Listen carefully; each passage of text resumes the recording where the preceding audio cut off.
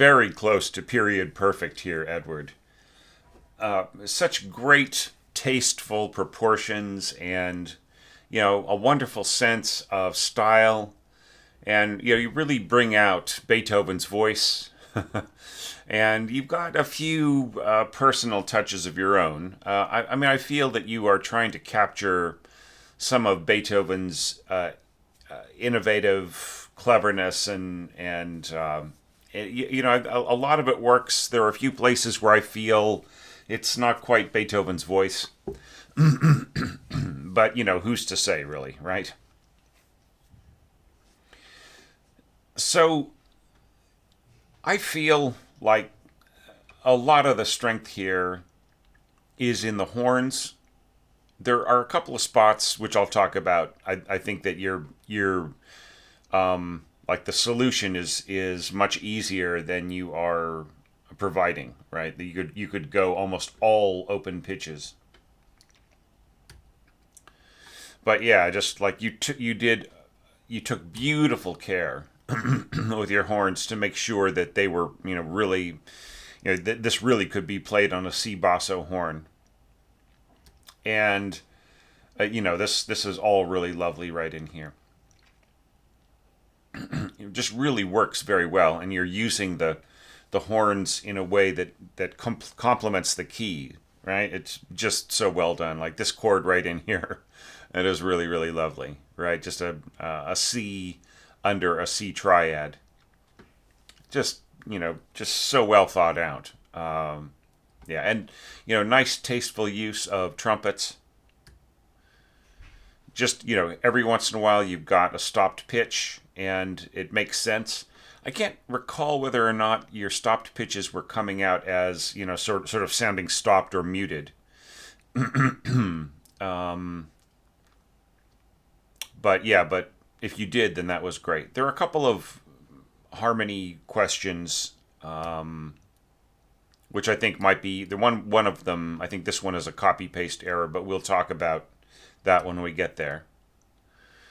Yeah, just really lovely. And then here the recap is just wonderful. The way that you reverse it. Yeah. Really nicely done. Okay, so let's do a little bit of general and then bar by bar enhanced evaluation, shall we? Starting with some general topics. Okay, so in my template, I marked horns in C basso. Okay, you cannot remove the word basso from a natural part. Okay?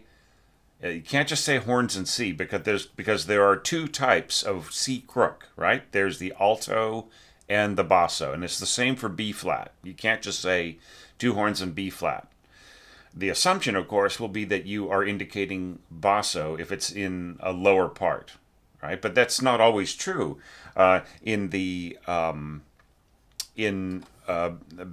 Symphonie Fantastique, the fourth movement, he actually has higher horns played by third and fourth, and he has the lower horns.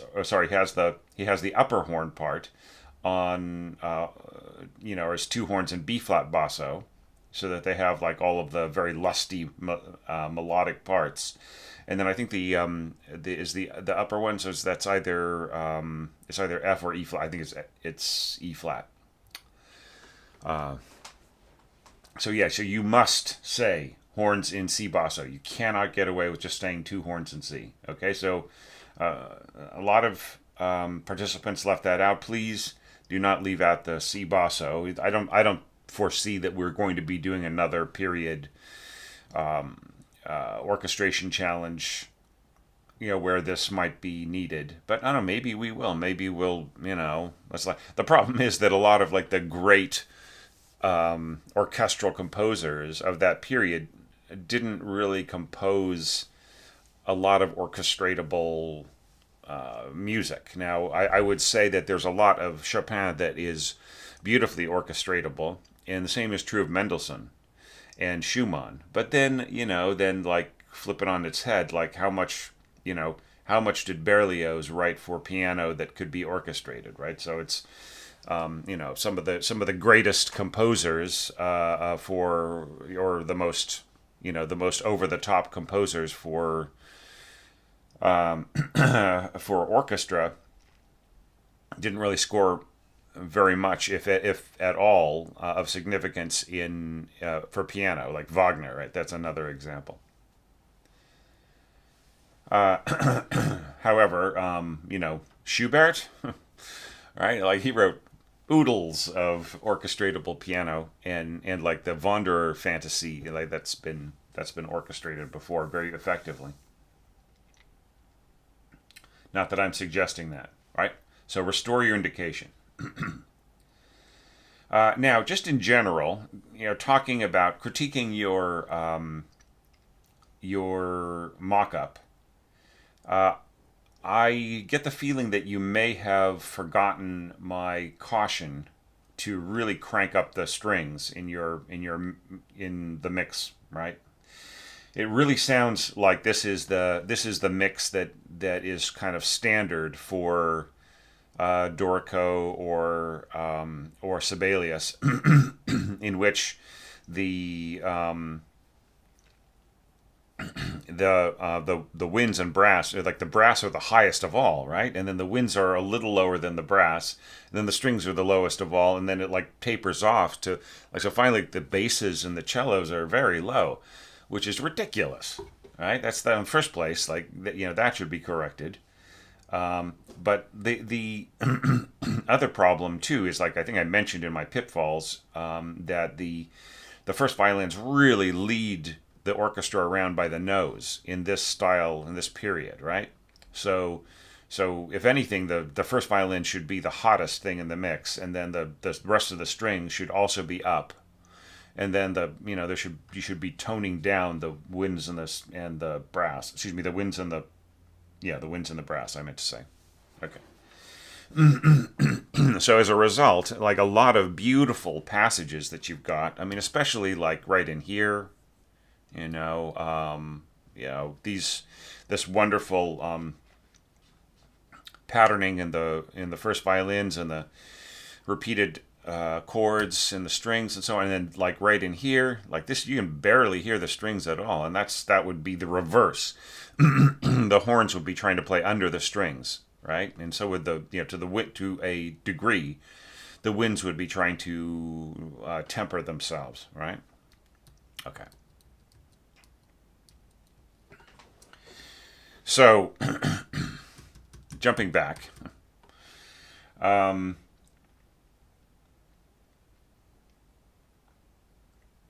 there's as much as I love the horn scoring, I am concerned that they are being used to solve problems the same way a lot, right?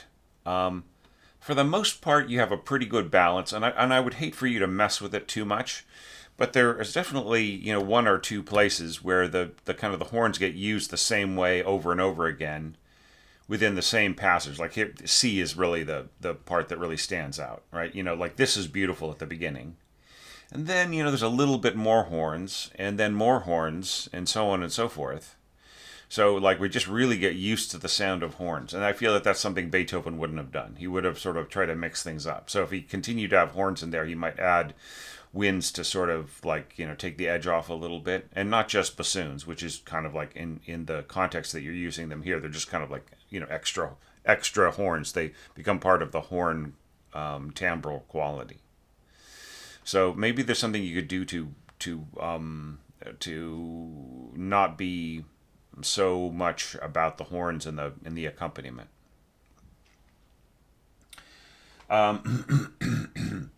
Now the timpani, the use of the timpani here feels a little underutilized, right? Yeah, I mean, I think there are some places where you could definitely be, there could be more. There could be just a little bit more in, like, I'm not saying a lot, but that just, and especially like in the second half, I feel that like there's barely any, a touch here or there. I think Beethoven would be wanting to bring them in more, right? Yeah, just there. It's very, very sparse. I think you could use a little bit more, and that would really actually help the period. Now, one last little bit of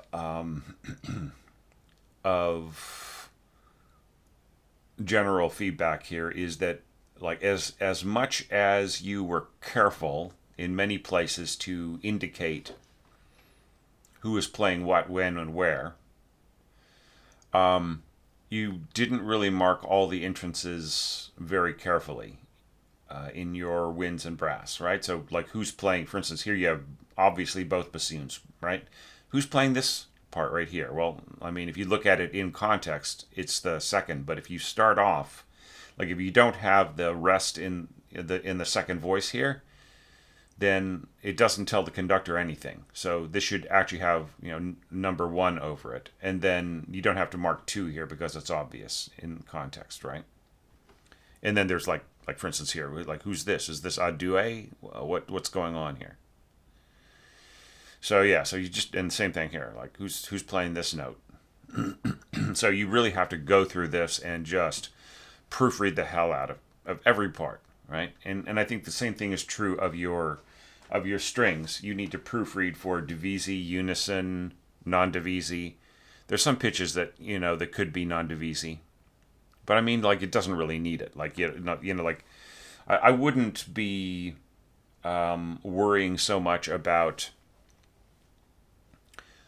non-Divisi in this context, because you're not really, you don't have, except for like a couple of places, like I would say, like right here, where you are really piling on the energy and you have to play against all of these other parts that are getting louder and louder.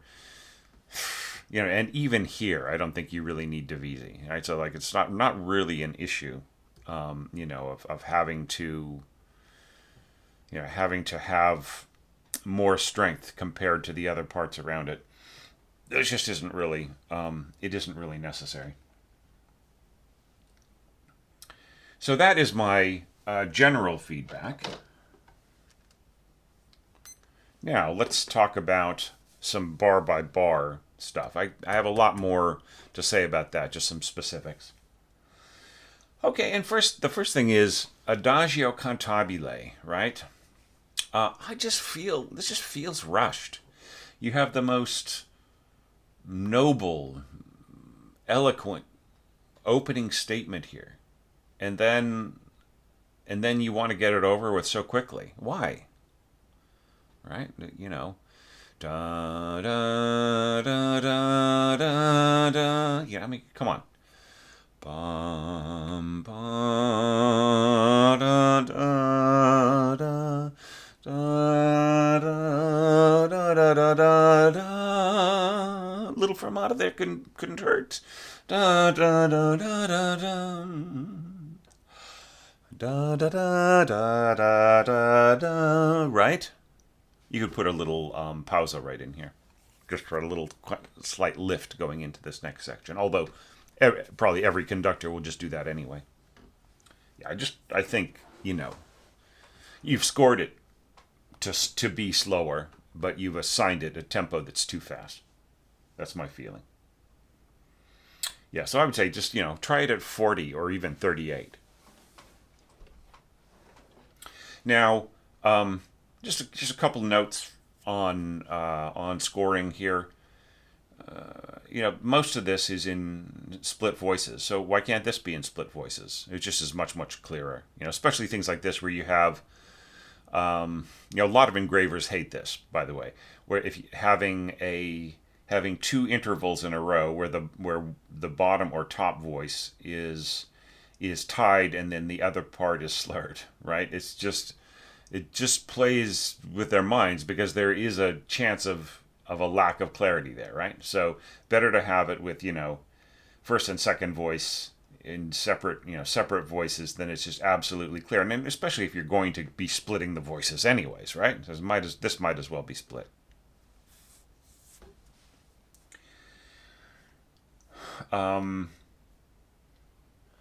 Here, we've got an example here, and then later on, 60 and 61.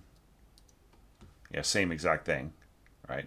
We've got these C octaves. So this is an example of a couple of bars that would be scored in old notation as like low C octaves, right? So it would be written down an octave from where this is, meant to be sounding up a fourth rather than down a fifth, right? So this is the kind of thing where, I mean, I would almost be tempted to score this in old notation and even mark it, old notation, like the first time. And then what you could do to make it sound correct in your mock-up would be to put a hidden ottava mark over it, which is very simple in Sibelius, right? Just put an ottava line, and then you can, I think, shift command or control H, right? Shift command H, shift control H hides the ottava mark, and then the the bass clef scoring down an octave will sound in the correct place, even with transposing instruments. Okay. Now, here we've got leggermente, right? There have been a couple of Italian speakers sort of arguing over like the correct use and the correct spelling of leggermente. I think that if Beethoven wrote it leggermente, then that is how you put it in the score. Okay. Now, it is expression text, not technique text. Okay. Don't put an expression thing over the top of a staff, right? It should go after the dynamic always. So piano leggermente, exactly as it is in the piano score, right? Right? Isn't that what it is? So why not just leave it the way that it was? What's the need to change it? Now the third issue here is that you wouldn't want to give leggermente to an accompanying part that has nothing spry, agile, and virtuosic about it, right? How can this be played leggermente? It should only apply to those parts which are being played deftly with cleverness and brilliance and savoir faire. Just like plowing through it just with the most elegant, delicate kind of agility.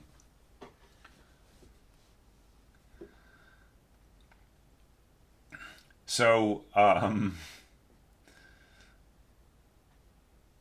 yeah, so this also happens, same exact, jumping ahead once again to bar 61, like same thing, right? So follow the dynamic, get rid of it in the accompanying parts, and check the spelling. All right. Now, I mean, of course, I'm going to be coming back to this, and as I go through things section by section, and I noticed, Edward, that you've been following along with my other evaluations. I think I saw your comment under one of the Longa evaluations a couple of days ago. So, a couple of days ago, according to when I am doing this recording. So. I'm just going to take it for granted that you know how I'm going to be doing this, but coming back to, look at things section by section and, with the evaluation criteria and so on. All right, so let's go ahead we're going to continue with my enhanced evaluation.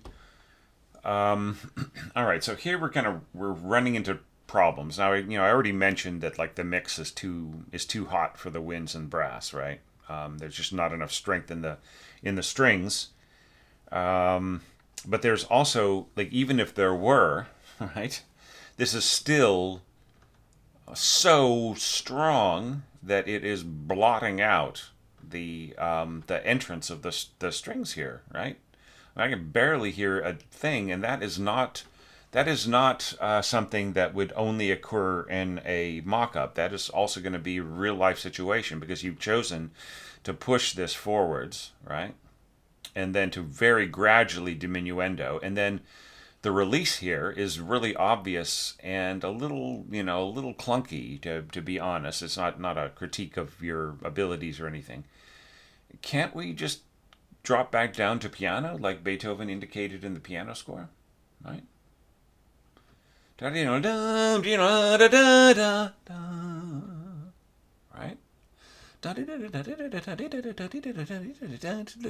Right? Just like, why can't this? And then, so if this drops down to piano and then diminuendo, it releases at pianissimo and almost imperceptibly into the fabric of the rest of the accompaniment, right? I think that is a I've mentioned here in my notes, food for thought. The crescendo at bar 16 is really intended for the melodic part in the score, not the accompaniment, not so much the accompaniment for the piano, right?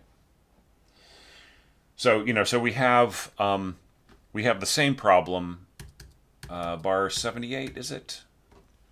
Yeah. And here, like, the problem is worsened because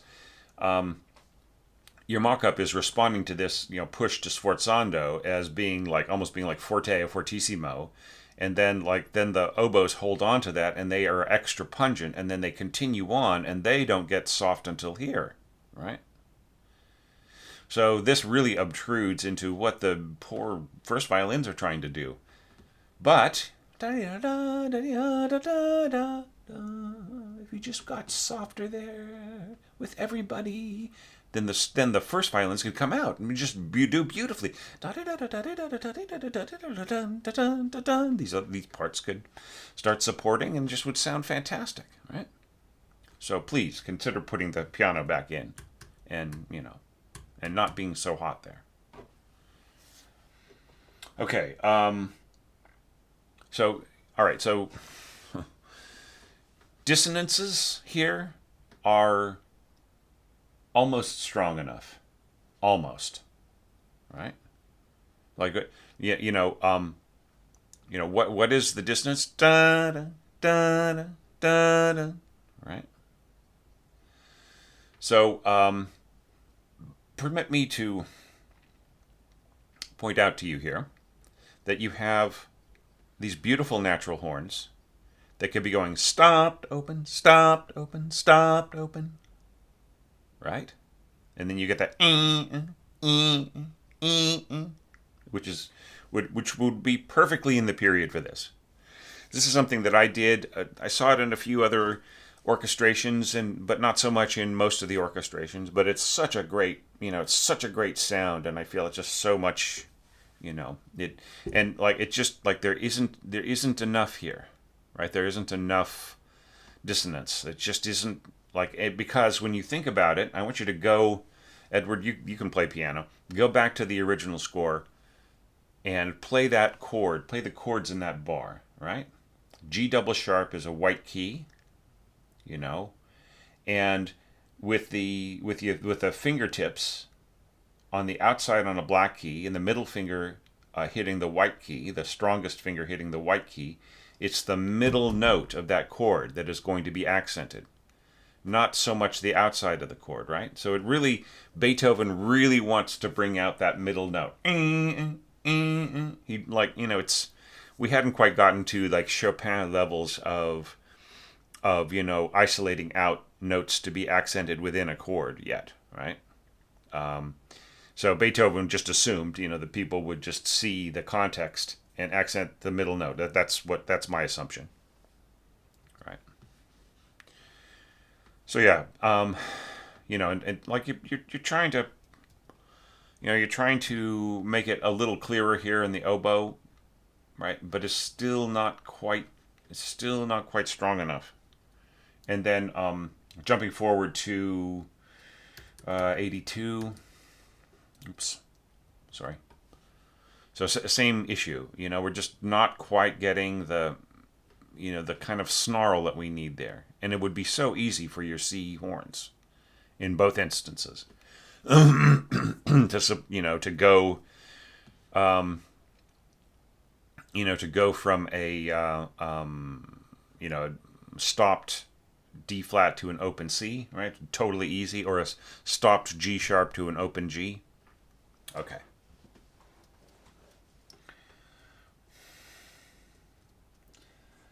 All right, so now I'm just going to change something on my other screen to make. All right. So now we've got a problem here of enclosures, okay?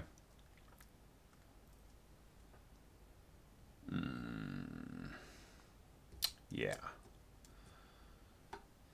Okay, so I'm going to correct something on my 20. This should be 23. I have the wrong number on these notes. Okay.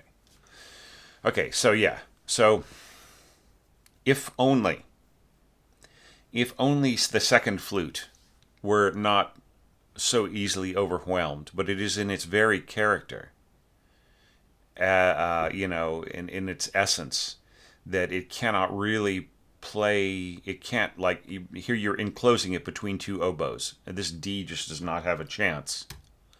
And in these little passages here, bum, ba-dun, da-dun, da-dun, because there's motion, it's not so bad compared to the oboe part. But then here, when we go back to this, we just, once again, you're enclosing your second flute with your oboes, right? And like every once in a while, like you'll have like a unison of second flute with second oboe, right? And then it continues on, and you keep going with it. Here you're enclosing, the oboes inside the flutes, which is also not really. The oboes will shine from the middle and overwhelm the flutes around them, right? So look, you've got to stack, okay, rather than enclose in this particular instance. I would say in most instances with, talking about flutes and oboes, you just really have to be careful because the oboes are just so much more resonant than the flute in its middle register, right? And then, like, you might say, well, what about higher? Well, the higher you get, then the less oboe you can use anyways, right? Okay. So just, rethink, please. Oops. Okay.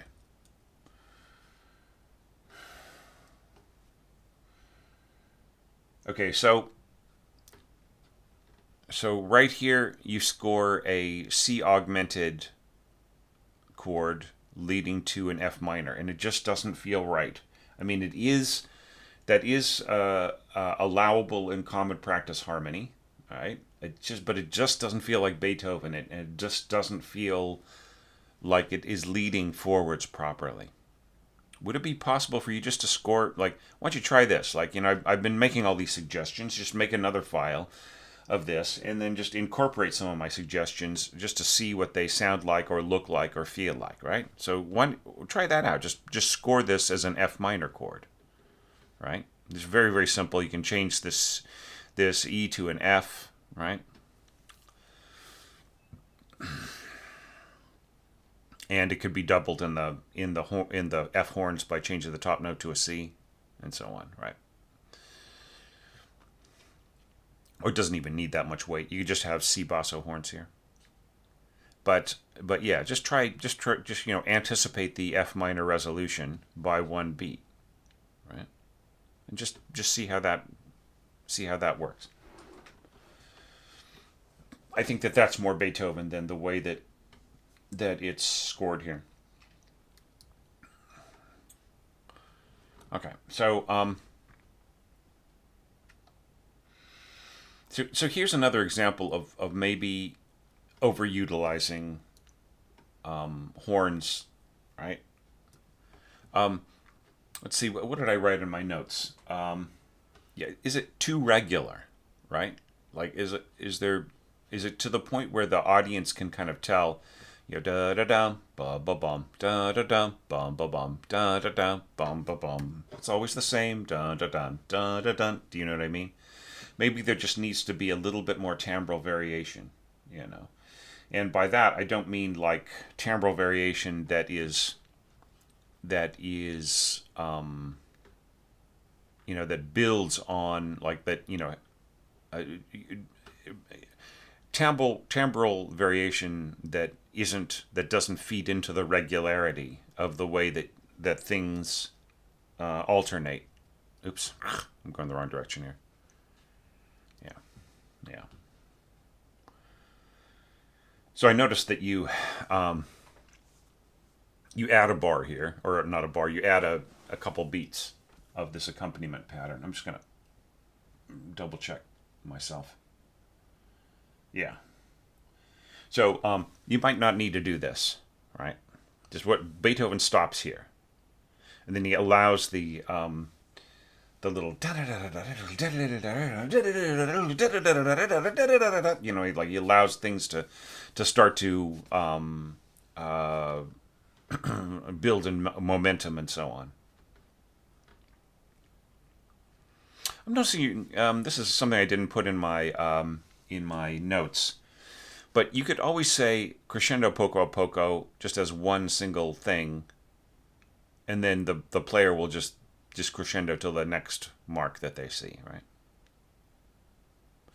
Rather than stretching it out, like any long lines are like this is more of a piano score type of a thing.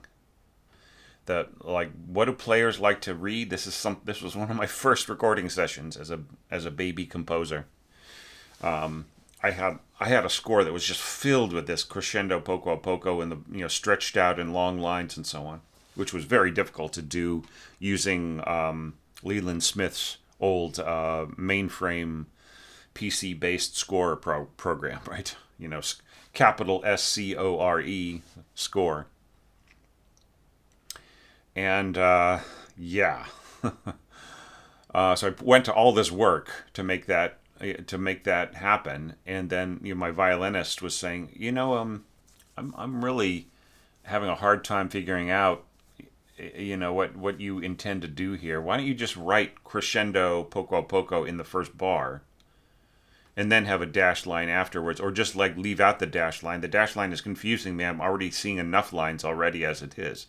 I know that I'm supposed to get louder and louder till the next marking that I see. You don't have to write that in for me, she said to me. So I'm saying it to you, okay? Again, especially right here, all you need is a hairpin, right? If it's like 1 bar long, just put in a hairpin. Or even 2 bars, right? Yeah, same thing here, right? Okay. Now to get back to my bar by bar evaluation here.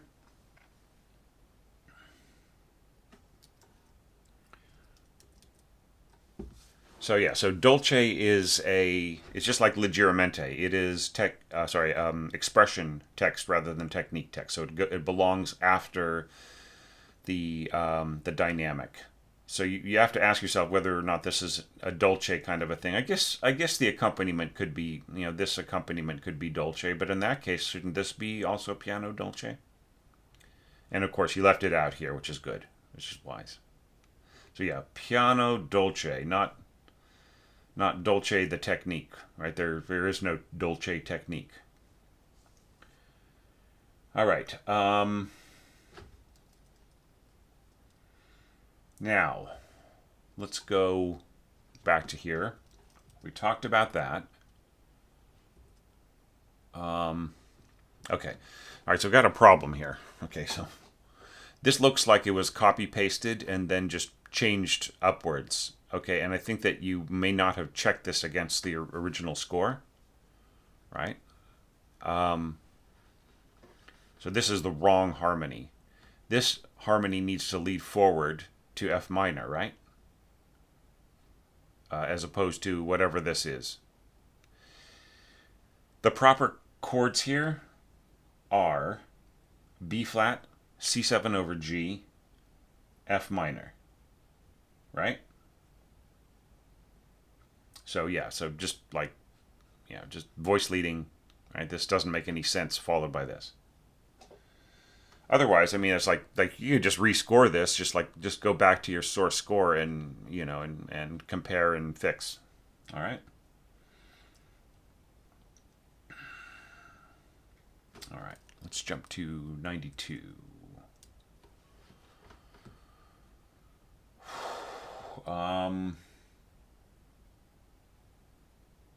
Yeah, so right in here you left out the accompaniment. I'm wondering if that was just an oversight, right? So it's like, it needs to be something like this, right? So from the third beat to the first beat of the next bar. Yeah. Da da dee dee ba bum bum da chord da da da da da da chord da da da da da da, right? Yeah, and maybe like a different orchestration than this, right? So like just like I was saying before, like change things up a little bit, right? So if you did horns and bassoons exactly the same way twice, then that's overdoing it. I would say, like, what if you had like bassoons and clarinets, or oboes and clarinets?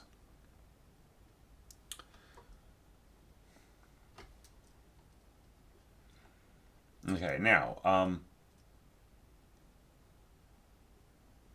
okay, so you've got this really cool thing right in here. Da da da da da da. Da da da bleep da da da da da. Right. Okay, so like you're interrupting the smoothness of the phrase with these little boops, right? So I think it's ingenious. I think it's clever. It's beautiful. I don't think it's Beethoven, right? So if you want to stick with the Beethoven kind of a thing, I just say watch out how this is done. It might work an octave lower and feel more Beethoven-like, or maybe not. I don't know. Maybe like you are emulating something from like Creatures of Prometheus or the Wellington Symphony that maybe I'm just not. I practically have the Ninth Symphonies memorized and a lot of the overtures. Something that I listened to endlessly when I was a kid. So yeah. Anyway,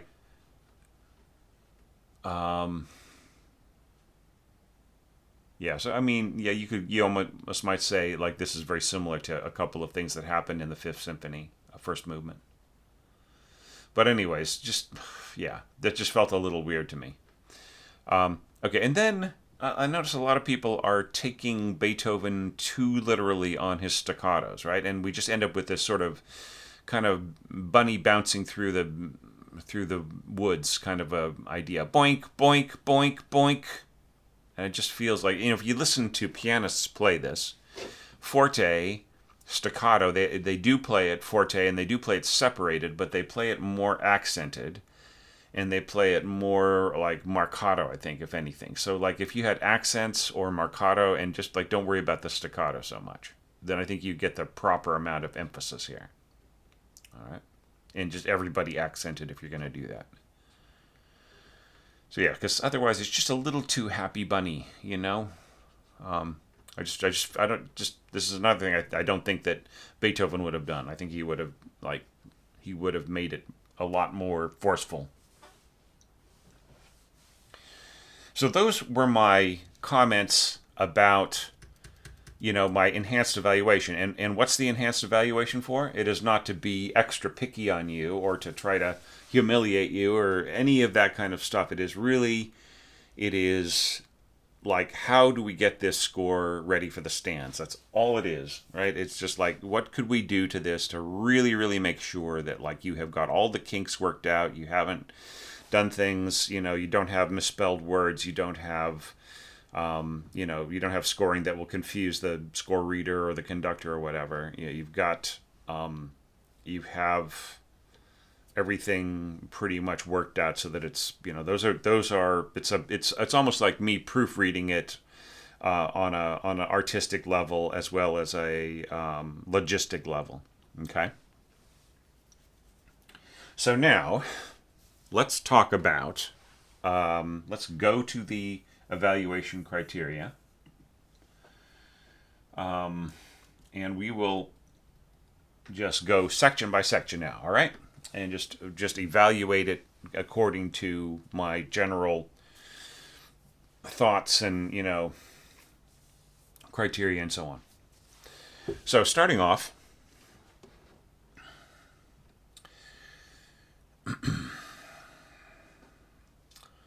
I feel you could have easily slurred like these bars in all parts, right? If you're going to slur up to, like, if you're going to slur from beat 1 to beat 2, I think you'd slur all the way to the little 16th. Now, if you really want that 16th to not be slurred, then it's going to have, it's really going to have like a ta ta, right? As opposed to da da. It's going to be da da da. So if you want that extra, then it's fine, and you'll get even a slightly extra edge there from the bowing. A nice long down bow, and then like a shorter up bow, but the up bow has got to like recover, right? If you slur all the way to here, it's much more natural bowing. A nice long down bow, a nice little up bow, and then this can be down and then up, right? However, this could also be like if you're thinking down, up, down, this could be up and then a nice long down bow on the fermata, right? So it's like either way, right? You're not going to need to do this fermata in 2 parts, right? Like we know that this, that it's just like here with the clarinets. We know this represents 2 instruments, right? So, the only issue that I see here is the shift over to oboes, right? We've got first horn and first violins working together. Da, da, da. Then suddenly we go to oboe. Da, da, da, da, da, da. So, like, if you don't mind that transition between the 2 colors as being quite so obvious, right? If you want the absolute clear definition between, one group of instruments handing off to the other one, then that's fine. I mean, it's your artistic conception, and I don't feel that it is badly proportioned. I just feel that it's, have you considered the consequences is all I'm saying. Okay, you didn't fall into the trap of making the F only an 1/8 note long and then following it by a rest. You did the right thing here. That's all great. Nice cushy strings plus horns, and then just like stripping it back a little bit. Here you go from 4 parts to just 2 plus bassoons. I think that is a really lovely texture. So yeah, do you set the mood effectively? Absolutely, right? Except it's just too fast, right? It's just you have the most creamy, chocolatey kind of beginning. It's like one of those unbelievable German bonbons where, like, you bite into it and it's like a truffle, but it's like a creamy, soft caramel at the same time. It's just indescribable. Exactly, like you have scored that musically, my friend. So why is the listener, the devourer of that bonbon, just chomping their way through it as fast as possible? That's no way to eat a bonbon. Slow it down. Let us enjoy it. Let us savor that lovely texture on our tongues, right? That's a wonderful thing about European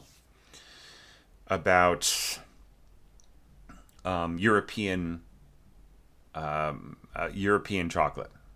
Okay, is the focus on texture. And one of the things that's beautiful, just to completely not talk about orchestration for 1 second, is that down here in New Zealand, we have got a brand called Whittaker's, which is also does the same exact thing. They, as a chocolatier, I think that they come very, very close to the finest of the, of the German and Belgian chocolates. So yeah. So to continue on, back to the music, back to the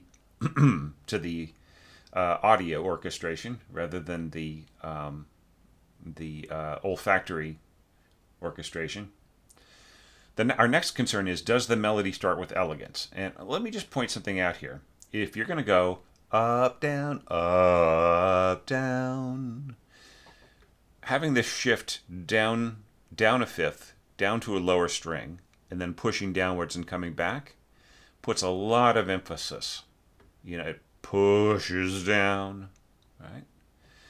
However, if you slur forwards here and then cut this slur and start it here, then you have a mixture of timbres in the phrase, right? Ta ta ta ta ta ta ta ta. So with even bowing here, on this, at least on the main melody, you can control that tendency to have, it's sort of like, to have a soggy bottom in the, like the Soggy Bottom Boys from Oh Brother Where Art Thou. It's a little, it just has this, it's a little inelegant. Here I would say slur portato, right?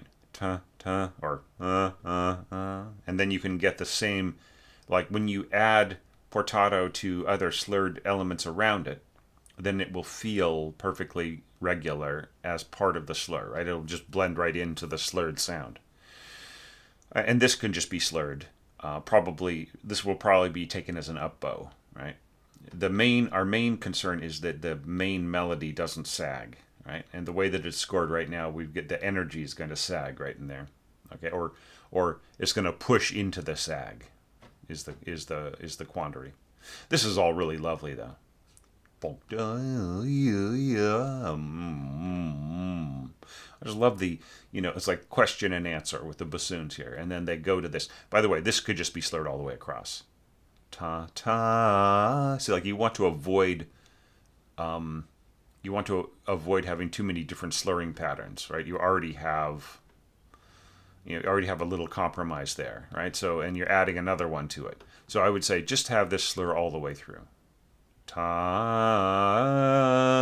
would be perfectly beautiful in your bassoons here, right? And then this, you just leave this alone. Bomb, bomb, bomb. Right, that's totally fine. Yeah, in fact, I love these. These natural horns playing C's in old notation would be like rock bottom C octaves. It's like perfect, and then come back to treble clef for this in in normal notation. Yeah, and this is really, really lovely, the way that this is all put together. I love this. This is so great. So I would say, Edward, that you have, if you fix just this one little slur, then I would say, yes, your melody starts with elegance. Yes, you've got a natural flow. Yes, you have a natural transition to octaves. Beautifully done. And you expand without clogging up. And it's just so wonderfully scored.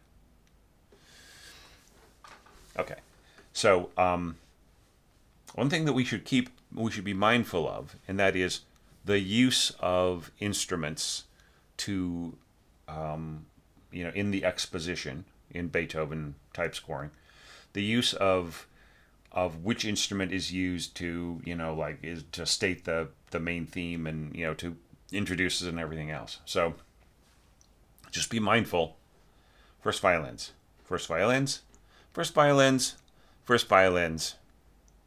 Right? So every single time we have stated something new, right, it's always been the first violins involved. So just watch out. Like you may want to find a little tiny place in your scoring where you can just freshen up the texture a little bit, right? So for instance, like my next criterion here, does this contrast with the theme when we go to the Leggermente? And it doesn't really, because it's, once again, strings, right? I think it sounds great, though. Don't get me wrong. And I really love this plunk, plunk. And I think that, it makes perfect sense with the little harmonic support from double basses, horns, and bassoons. It makes total sense that it's in strings, right? That the Leggermente parts are in strings. So, yeah. So I think that it's once again beautifully scored. Just a question of, whether or not this refreshes things. But if you don't feel it needs to, then who am I to say, right? Then here, emphatic color of line. Yes, you've got both violin parts. Ya da da da da da da. And what if you took the slurs away? Ta ta ta ta ta ta ta ta. Bum bum. Take them away here. Da da da. Bum bum. Just a suggestion. Take it or leave it. It's just that that the piano is a percussive instrument, right? So when a pianist plays this, of course they play it smoothly connected, but they cannot smoothly connect in the way that a strings and brass can, right? So like it's so it's going hammered note, hammered note, hammered note. So maybe we need to articulate this, right? It's just a thought. And you manage your dynamics, right? Like you push piano and then you release. I don't think you need to have a destination dynamic here, but it wouldn't hurt. If you're only going to go up to, if you're only planning to go up to like mezzo piano, then I would say don't worry about it. But if you're planning to go up to all the way to mezzo forte, then I would mark it, and I would actually have everybody push up to the middle of the bar, and then mark your mezzo forte there. Ta ta ta ta ta ta ta. Right? As opposed to having these people come in a little late with their crescendo, right? I mean, I understand what you're trying to do here. You're trying to have these people lower on push in, right? But these are the same pitches, right? So, so why is this person slow to fulfill their dynamic duties here? Anyways, mezzo forte. If you plan a mezzo forte, put it right here, and for all instruments, crescendo towards. If you're just playing on mezzo piano, you don't really have to mess with it at all. But maybe have the crescendo match, and you do not have to do anything to the horns. It's absolutely perfect the way that it is. Okay? Really good scoring too, by the way. But there is one tiny little issue. Here you've got two C horns, both of which are capable of going C, D, E, right? Or C, D, E. And then here, if I'm completely in the wrong key with my singing, don't worry about it. So why not have them play a duet, right? Because like here, what are you asking your F horns to do? To have a stop note here and a sort of a half stop note here on the B natural, right? So you get beautiful pure sounds just with a duet in your C horns, and then just a duet, just a duet G, and then you get exactly the same pitches, but you get no stopped sounds and a much clearer sound out of your C horns, right? So anyways, rethink this. Okay. Does the harmonic density set up the next part? I think you do that pretty well. I missed the da. I mean, you got that right here, da da. But it doesn't really lead up. You're going ba da da da. You could just as easily, like you have so much weight here,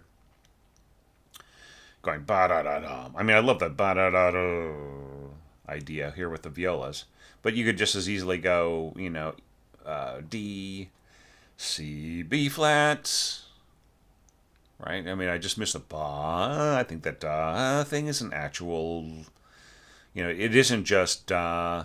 And by the way, B flat. I think it's actually really intended to leap upwards and in a definitive way. Otherwise, really nice scoring right in here.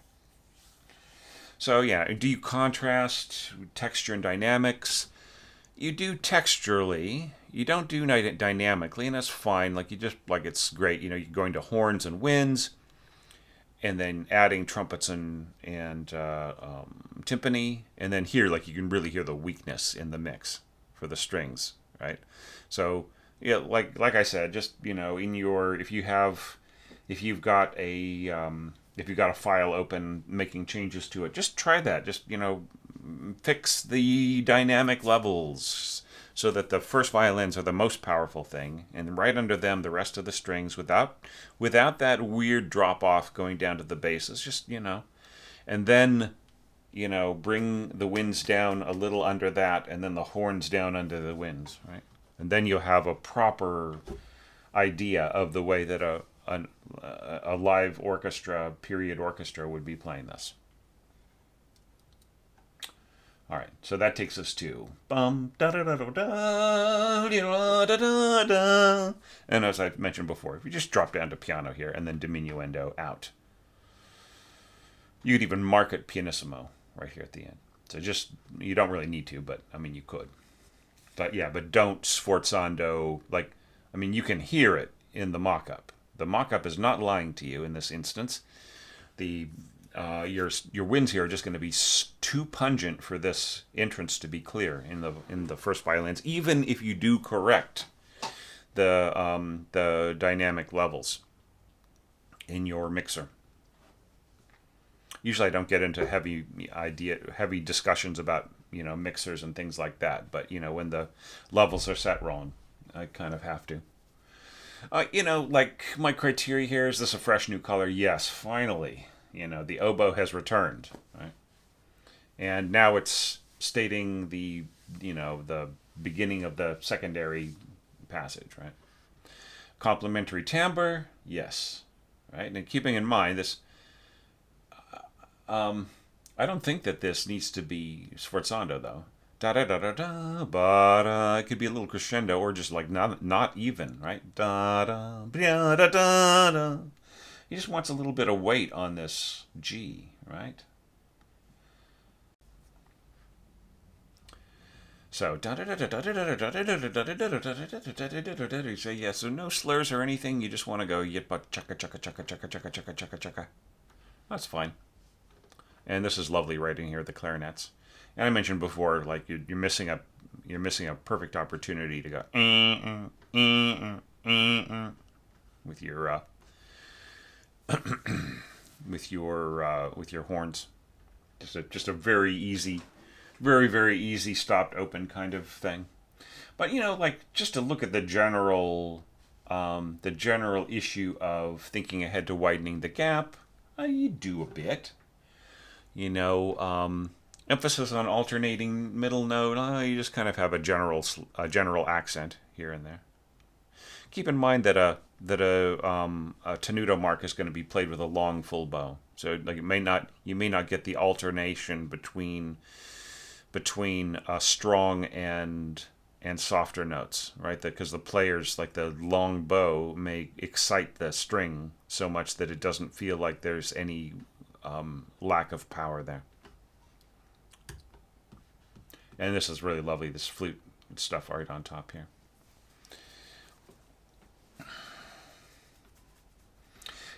You could easily do something like this. You could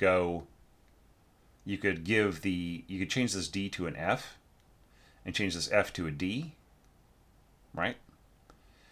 And then this would come through clearer, and then go back to D here. But right,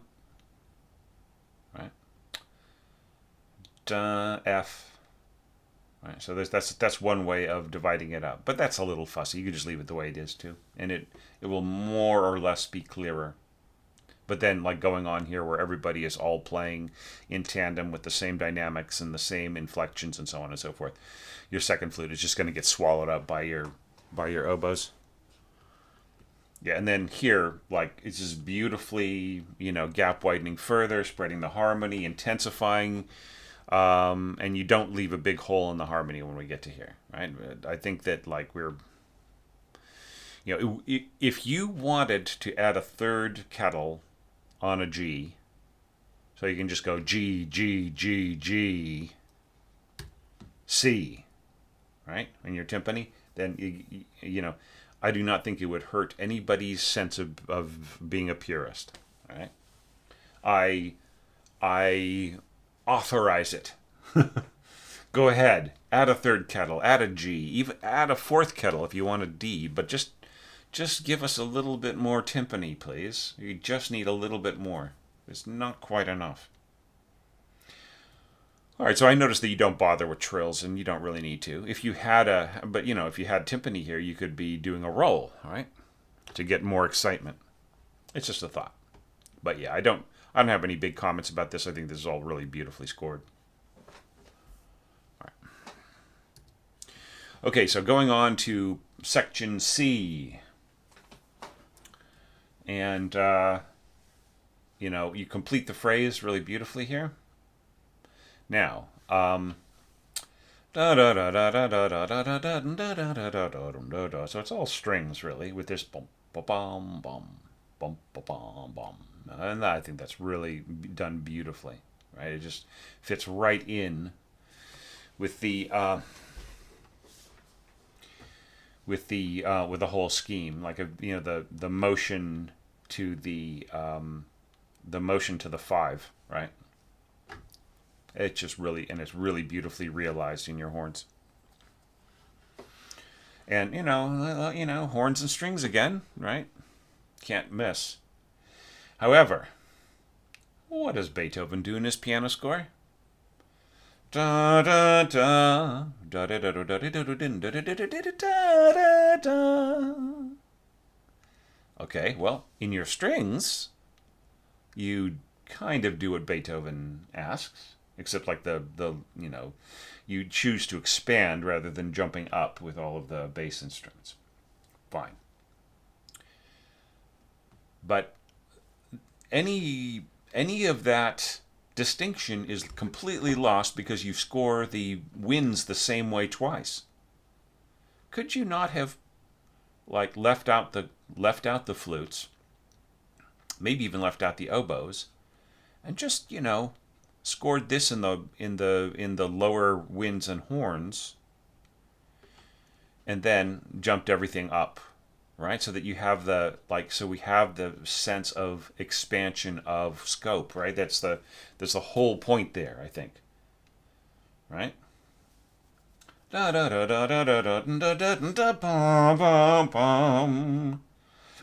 And the whole purpose of this is to get us to the next octave.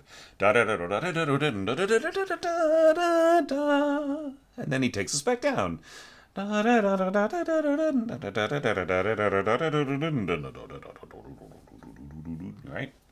Okay.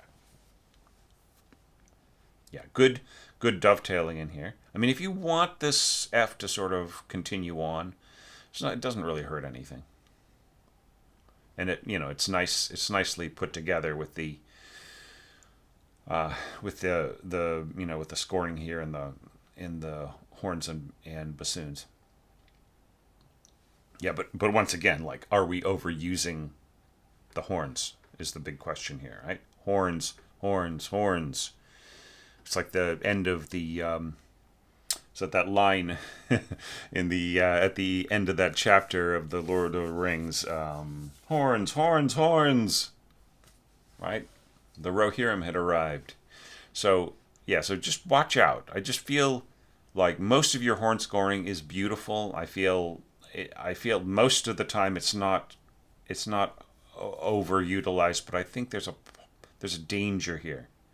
Like you could, if you even just changed one thing, okay, let's say that you bring down, you take the top off of this, and you have everything in the lower octave, and you have the horns, and then here you have the horns filling in, and then here, bum bum bum, and then get rid of the horns for a minute, and just have maybe oboe and clarinet under da da da da da da da da da, and then go back to horns here. Even that one little change might relieve the pressure on the listener to just thinking, constantly expecting horns to be in the picture, right? So just tiny little changes like that can freshen things up. All right, and then here, just make the same changes that I suggested before. I would say, if they're useful to you. Good, nice dovetailing between parts and adding strength and everything else. I love this. This is just really, really great. All right, now that we have arrived at D, let us actually jump ahead to E. and then we'll come back to D at the end.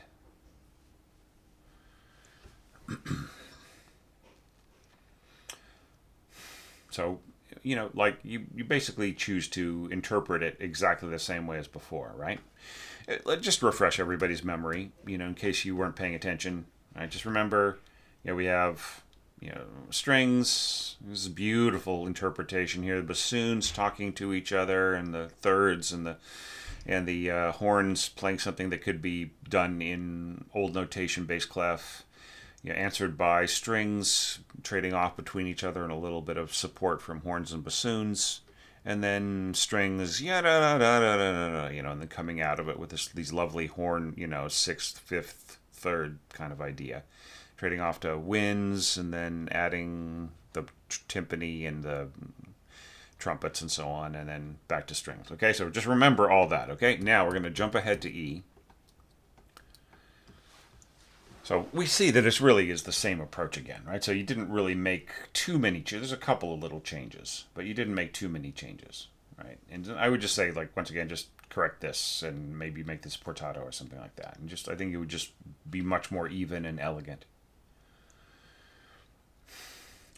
The thing that you have to be aware of, though, is if you're using the same exact orchestration approach as the beginning, that means that the listener is going to hear it 4 times exactly the same way because of the repeats, right?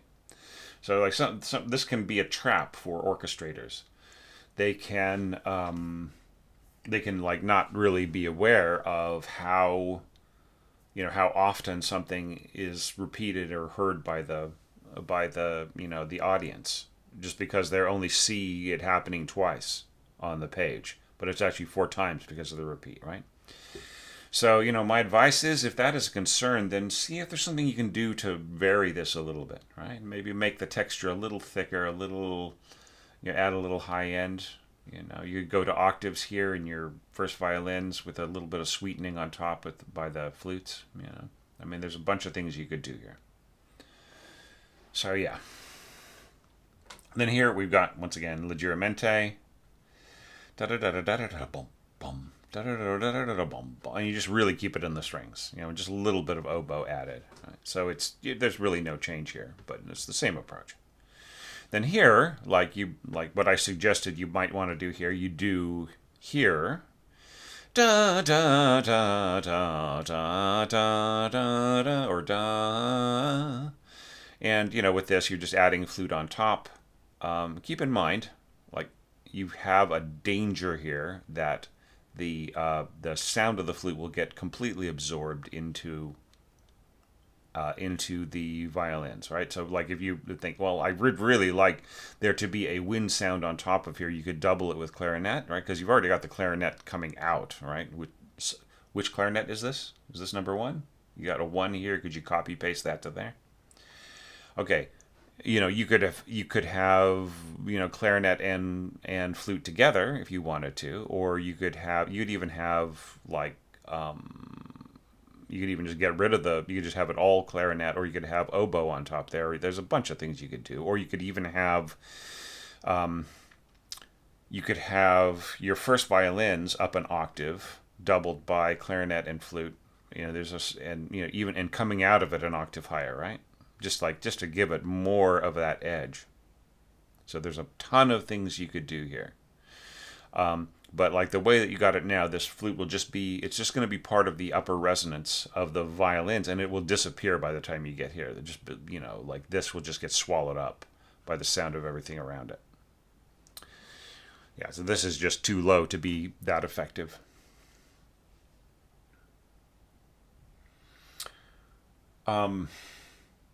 Yeah, but you do have increased dynamic impact, right? That was one of my criteria. I think that you could have a little bit more harmony in here, right? Considering how huge the left-hand chords are, right? There's some people sitting around here doing nothing that could be, they could be asked to play something.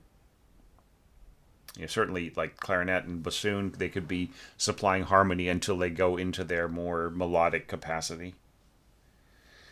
And maybe the viola doesn't have to just go da da da da, right? So yeah, so there's a lot.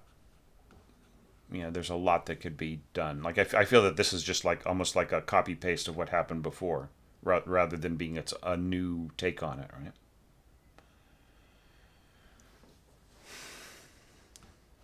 Ba-da-dum. Right, so it's like it's a big tutti now, right? And then just horns and winds. Once again, horns and winds, but just contrasting dynamics, then answered by strings, and you can just really feel the weakness in the mix here. And then here was the wrong chords, right? Fix that. And then this is just really lovely, going back and forth. I just love the, just lose, like, bringing down the texture here, and then just winds and like F horns. Very, very nice. And then the, contrary motion here with the horns sitting on that sounding F. Yeah, it's all very nice. Yeah, just you have a strange, you have like first voice rests here. I think this might be a leftover copy paste artifact. Bum, bum, bum. And now flute carries the B theme. So let's jump back and look at B. Oops. So here we had oboe with clarinet supporting, and then, the sforzando problem here, and diminuendo, bassoons and horns coming in with the repeated notes, and, and a lot of this stuff, a kind of slight missed opportunity here for the horns to play stopped and open. We had a little bit of problem of enclosure, then getting worse and worse and worse and so on. And then, adding this beautiful big scope of sound here, but not the timpani because you don't have a G timpani, right? Okay. All right, so jumping forward to the recapitulation section here. Here we got flutes supported by oboes underneath, right? I would say here especially you shouldn't go sforzando with the oboes because they will just blow the flutes out of the water, right? Sforzando this close to the flute will just bury it with its pungency, right? Leave the sforzando to the melody. Da da da da da ba da da da da, like the oboes, even just by walking up, one diatonic step in thirds, that is enough emphasis already. You don't need that, and then you don't even need this here, right? Da da da da. And, just thinking about both of the phrases, the way that you orchestrated this one and the previous one. Here you have a note falling down here. This isn't marked sforzando, but this is marked sforzando. What do you think this is going to do to that? It's going to blow this one out of the water too. Like whether it's the clarinets with the oboe or the oboes, especially with the oboes and the flute, right? We have the same problem as here.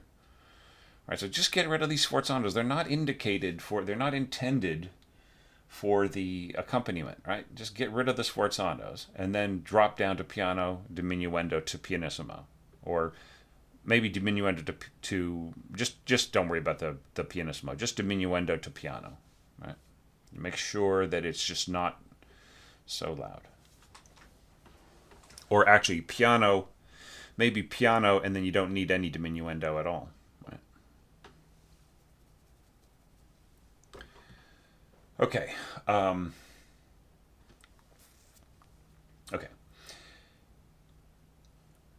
And then you pretty much go with the, like, very similar strategy. There was some variation here of like the durations and so on, but here you're just kind of going da da da da da da da da da da da da da da da. I would say that these could be abbreviated. Give us the full 4/16 notes, and then here just go to like the quarter note with the 16th note slashes on it. And of course, like completely write this out in the the parts that go da da da da da. Right. So abbreviate da da da da, abbreviate da da da da, and so on.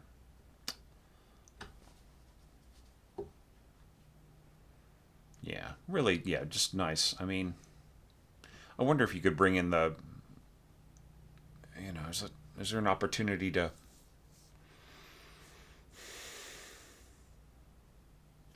Yeah, just with the change of of harmony here. You can't really bring in the natural trumpet on too many pitches. I mean, you could throw in Fs here, and they could correct it from F sharp with lip pressure, but it's still, you know, it's still not the greatest sound, and it will take over the sound. Speaking of sounds, yeah, and then of course these harmonies should all be stacked, right, rather than interlocking. Yeah, and here you bring in like some timpani. Here you got these unmeasured tremolo right in here, and unmeasured tremolo there. So I mean, you can make this a lot more exciting with a roll here rather than just going donk donk donk donk. Maybe these instruments could be playing the quarter notes, and this instrument could be rolling, right? That's just a thought.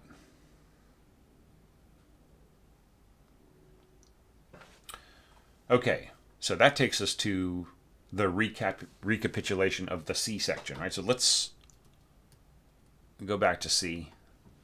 So we had yeah,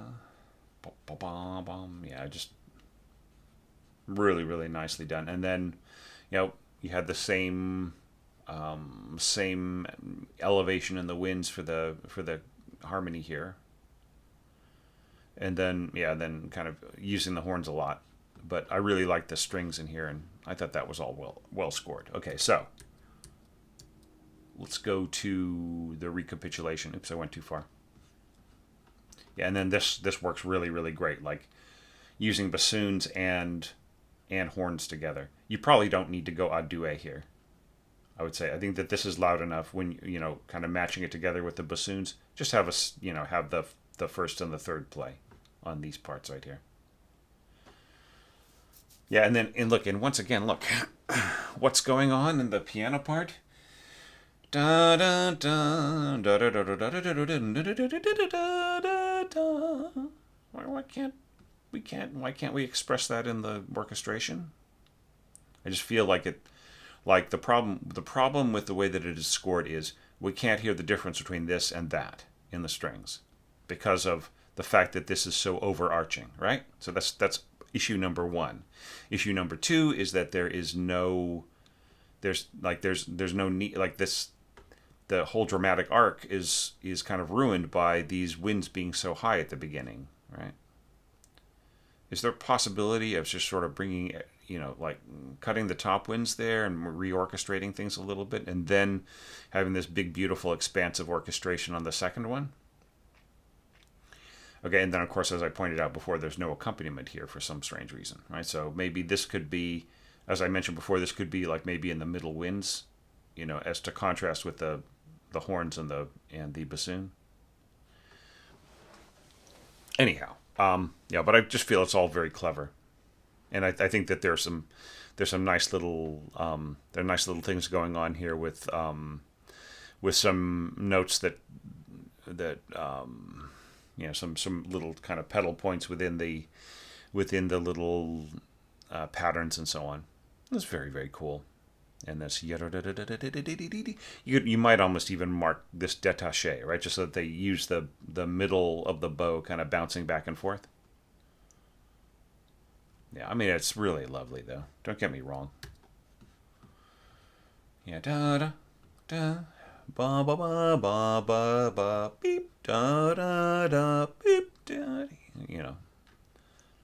Yeah, it's very, very cool. I don't think you need to double like you do here.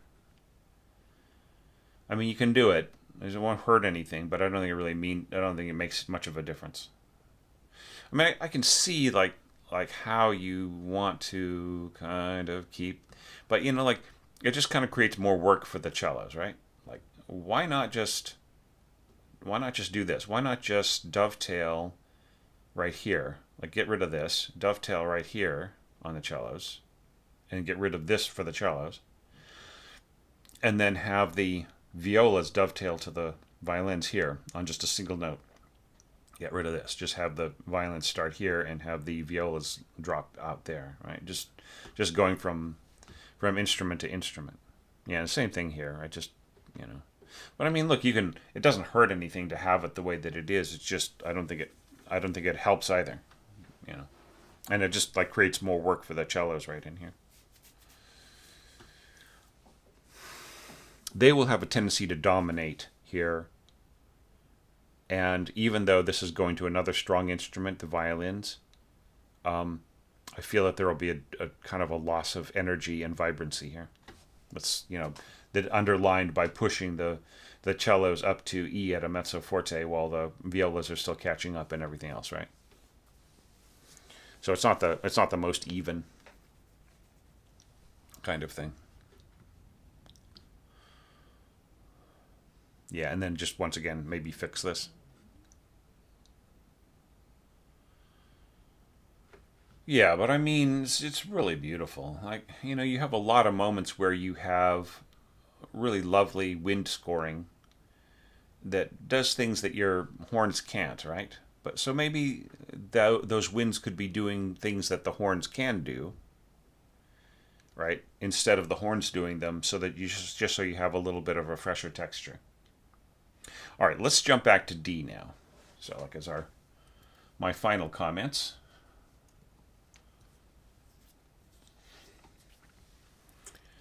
Okay, so here we have some variation in the approach, which I think is really beautiful. Like I love this, this lovely little long note in first horn. I think it works great. You have the cellos talking to the violas now. Here I would say, don't make this so long. So you could go ta ta ta. So like just slur this, slur that, cut the slur here, right? So it could be like up, down, down, up, down, up, down, right? So that they're just the same way that you do the rest of these. And right here, this could also be portato, right? So you get this kind of throbbing kind of under the da. Okay, so da, da. So I think the slur could just keep going, right? Or it could go ta, ta, ta. But I think that, like, once again, you're just, even though this isn't a wind instrument, there's still a danger of, like, having a soggy bottom and they're just kind of starting a new articulation here. Because it's going to really dig into that lower range for the oboe, as opposed to, like, having it moderated as part of a longer phrase. And then also, like, there's the whole issue of slurring across the bar from a pickup, right? So, I mean, you don't really need to do that ta ta, right? So, like, because you want an articulation on the downbeat, ta ta, and then here, like, I mean, I can see what's going on here. You have the tie to this, and you have the tie to that. So why not just slur to this? But then you lose the ability to eloquently just state the last note. Ta ta.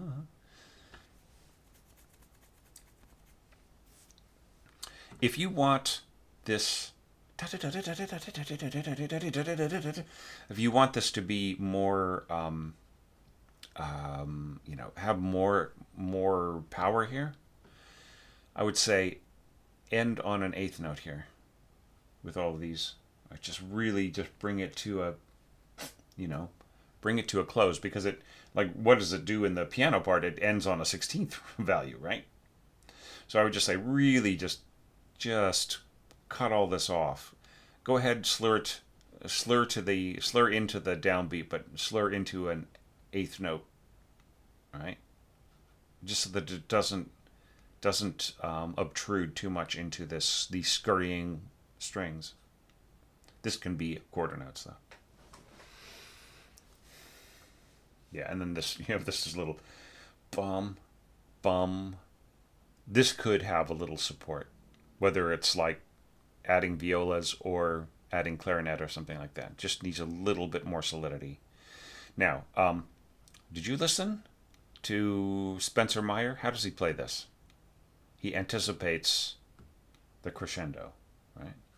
Da da da ba ba ba ba ba bum. And I would say, if you're going to go mezzo forte to forte here, right, this is really going to overwhelm what's going on in the strings. But it's all right. Just it's fine the way that it is. But I would make this maybe crescendo to mezzo forte by here, then crescendo to forte here, right?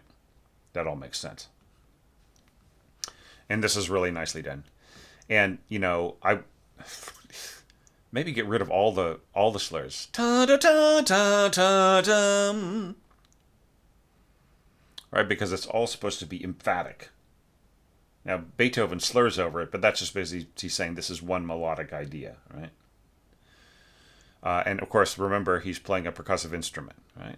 Maybe this needs to be much more emphatic in all of the notes.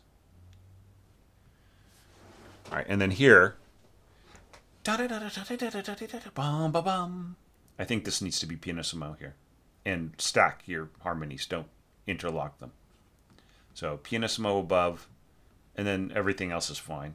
And this is really lovely. The bassoons working together with the horns and C, and and these nice natural pitches here. Well, of course, this will be slightly stopped here. This F natural. And then, like I said before, I mean, you might be looking at it saying, oh, I don't know what you're talking about, Thomas. I do have variation. I go, oboes plus horn, then I have bassoon, oboes plus horn, then I have bassoons, and then I have clarinets plus horns, and then bassoons, and you just realize that you have bassoons every other thing, right? The reaction to it. And then you have reeds over horns in both instances, right?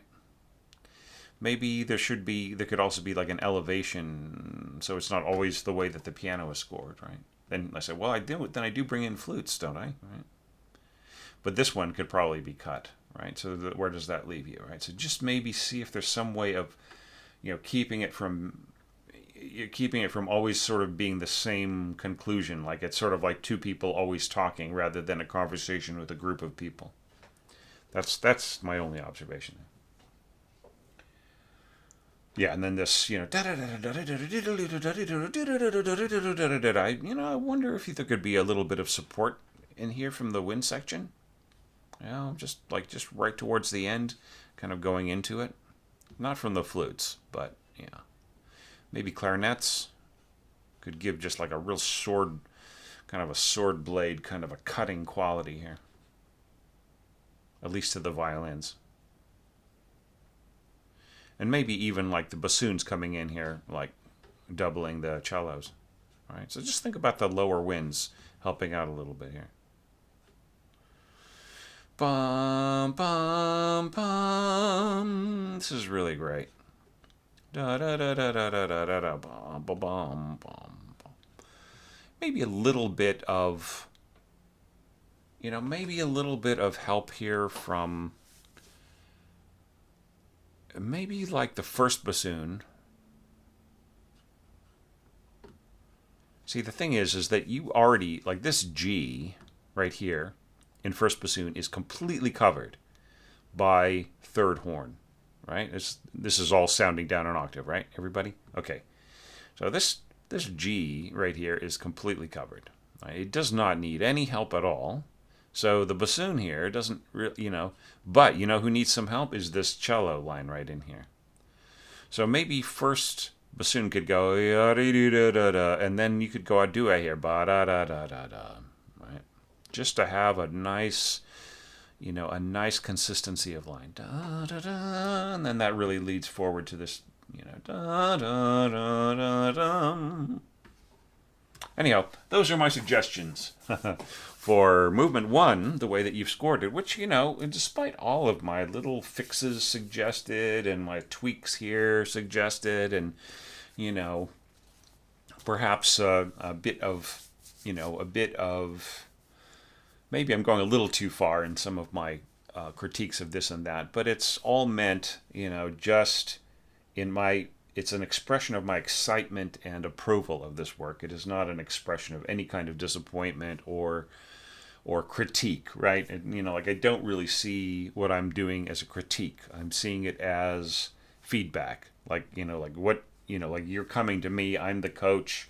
I have to prepare your piece to be orchestrated. What are all of the things or to be finalized?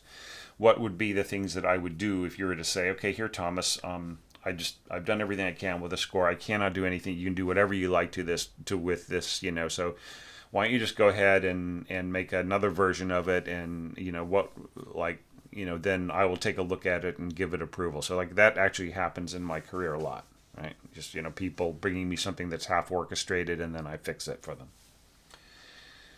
So that's this, like, a lot of what my coaching is really based on that, right? Is like what could possibly work here, what could be fixed, what might be more true to the spirit of the work, and so on. And I think that you got so much right here that like you could probably just go ahead and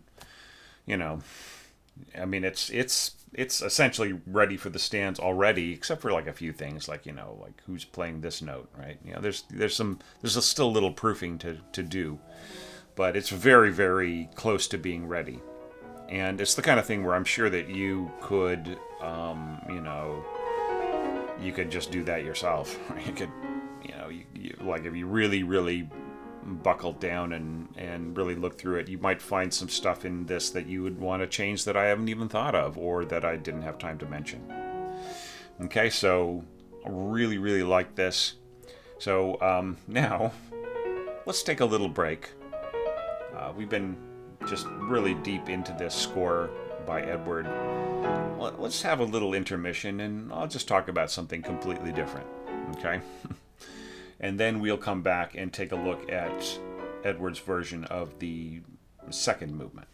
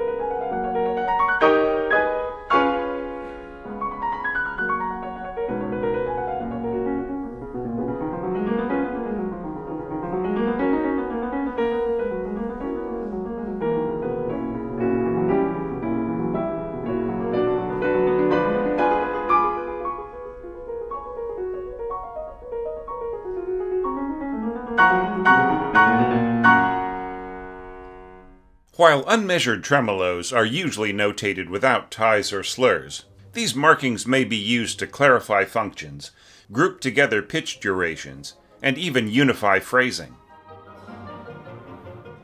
For this video's intermission, I think it would be fun to look at the whole question of tied and slurred unmeasured tremolo.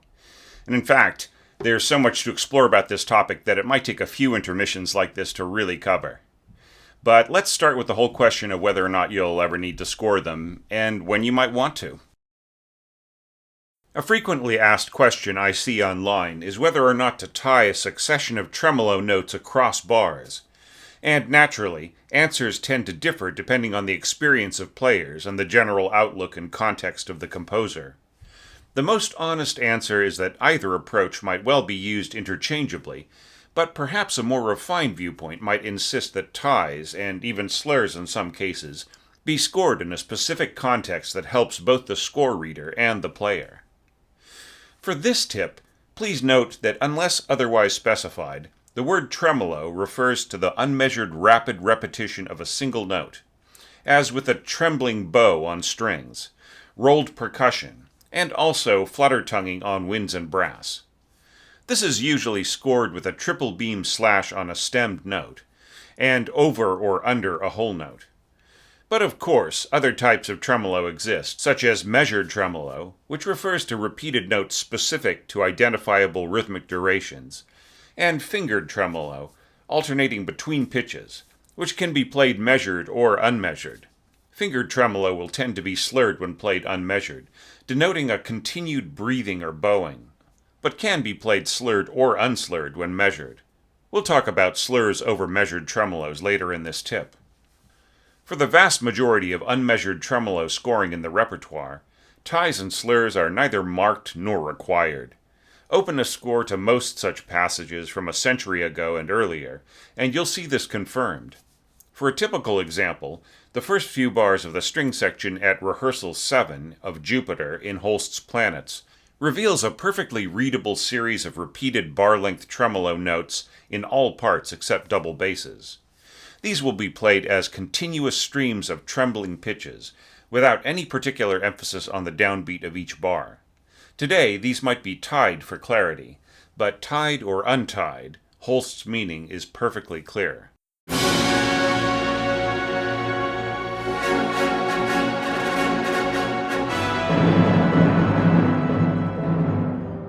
From the early 20th century, a convention started to emerge of using ties to consolidate a series of tremolo pitches. This is often seen in rolled timpani notes across several bars, letting the player know that the roll is absolutely one continuous stream of sound, with no implied emphasis on the downbeat of each bar. Ravel started to employ this approach from the 19-teens, in such works as La Valse, or his orchestration of Valse Noble Sentimentale. There's also a visual logic to this, as it groups the notes and bars together in a way they wouldn't be otherwise, and clearly identifies the beginning and end of a roll.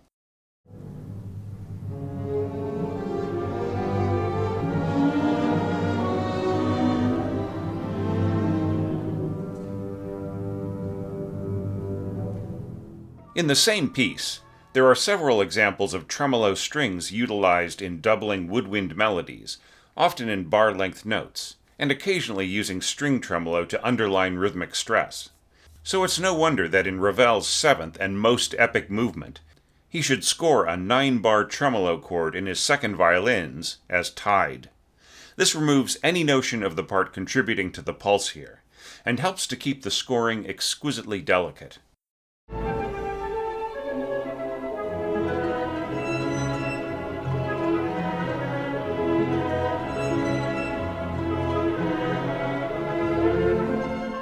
Notice how Ravel moves the chord up a step, then jumps it up an octave at the end of the example, tying the tremolo chord to the same pitches without tremolo. This is also an extremely effective use of ties in context, absolutely ensuring that the players will transition into the non-tremolo notes without any kind of emphasis or perceived individual articulation. In essence, melting into the straight tone from the trembling one. That is an effect that's much more difficult to express without the ties. Interestingly, Prokofiev scores the exact reverse in the Battle on the Ice movement from his Alexander Nevsky cantata, in which normally bowed double bass notes melt into tremolo several times. It's a subtle effect that underlines the sense of foreboding and suspense hanging over the opening of the battle scene.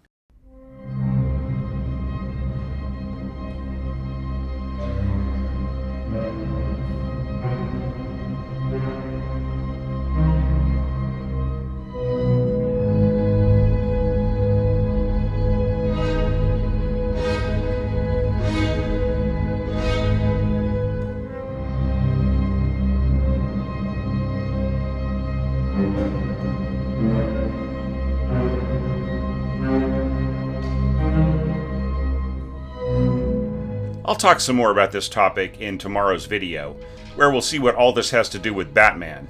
Meanwhile, have a look at what my friends Justin and Tim have to say about tremolo and ties, clicking through the links I've shared in the info below. Okay, so let's get back to Edward's amazing period approach to orchestrating Beethoven.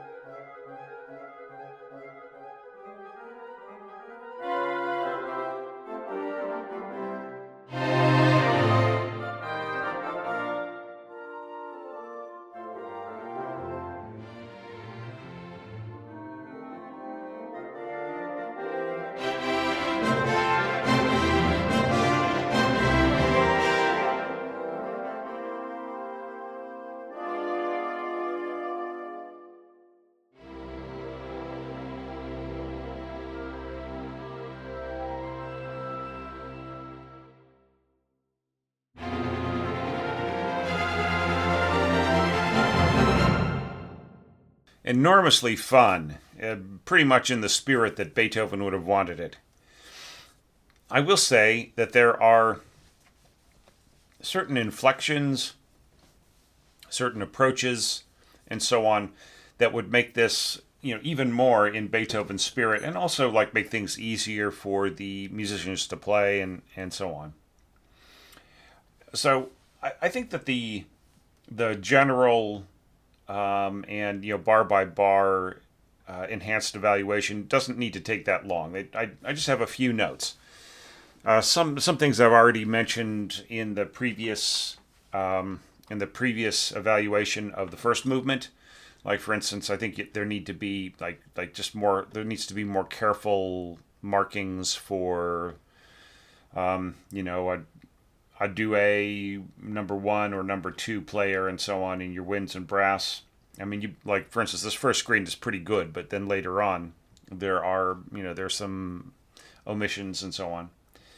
And then, of course, the marking divisi in unison and so on. It's just very, very important for your strings. All right, so that's some basics. All right, so let's talk about the timpani. I think that the timpani's pretty underutilized. I think you could have gotten a lot more out of it. There's like all these really great opportunities. Like for instance, like the episodes, right? So let's go to DD, right? Double D. So say you had like a third timpani, that was tuned to D. Then you could easily get this. You could hit that D nice and hard. In fact, like let's say you had four kettles. All right. So you had the C and the F, and the G and the D, right? So I've been, that would cover all contingencies, all necessary things for pretty much everywhere in both of your arrangements. So just hitting this D really hard, that would be so effective, wouldn't it? I think there are some missing. You need to proof for missing dynamic markings too, right? So is this intended to be piano going forwards here? Right? So just really, need to proof dynamics. So like another possible place that you could possibly be throwing in timpani is right here. Boom, boom, boom, boom. Do you know what I mean? Just a little bit more emphasis on that. And then like when there's like a second iteration of the second half of the main theme, maybe you could be throwing boom, boom, right? Boom, boom. Right, like you could be throwing in those pitches here in the timpani just for a little bit of extra oomph, if you want it. These are all just suggestions. It's take it or leave it.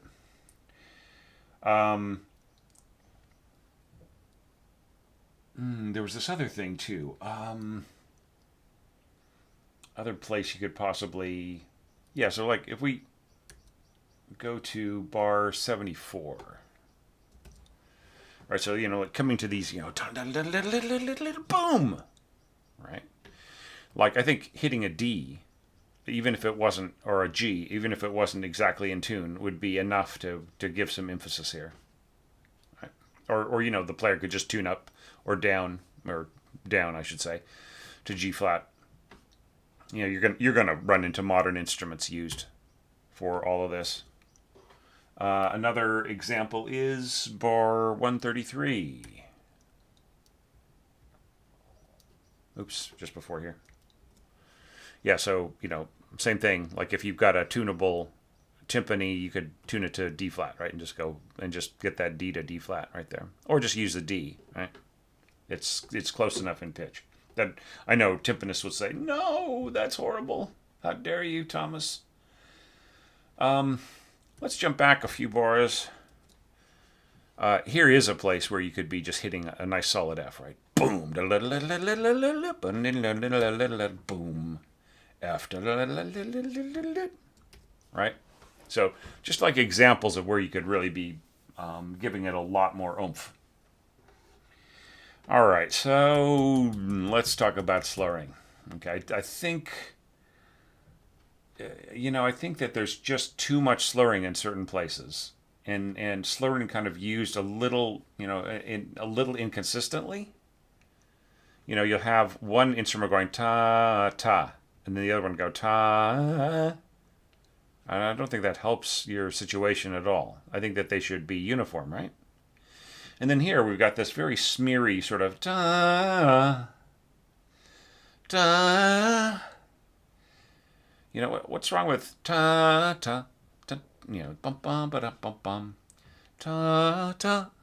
Right, why can't we just articulate on the downbeat? There's too many. I'm seeing too many scores in any style where articulation on the downbeat is not necessarily considered to be all that important, and it is really important for string players. Okay, so and here's another example. Ta ta ta da da da. This is really shapeless. Why not just ta ta ta ta ta ta ta ta? You see what I'm saying? It's just like these players, these taka taka taka taka taka taka taka taka taka taka taka taka taka. They need a real definite. They need more than just the double basses going bonk bonk. There's another good reason to put in the timpani, right? But just in general, like I just think the slurring across the bar to the downbeat here is just it's not, and then this sort of da, it's just not doing you a whole lot of good here. If you got this pum pum pum, then can't we go pum pum here? This once again you have articulation styles fighting each other, right?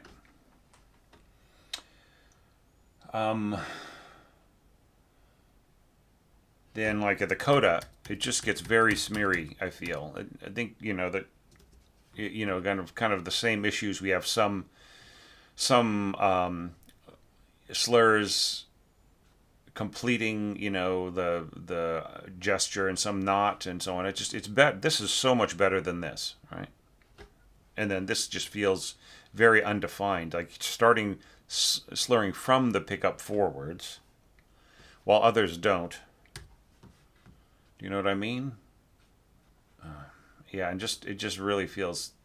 Yeah, I'm not really feeling the. Da da da da da da. I just feel like we're really interfering with the pulse here, right? It doesn't lead forward as emphatically because of the irregularity of the slurring.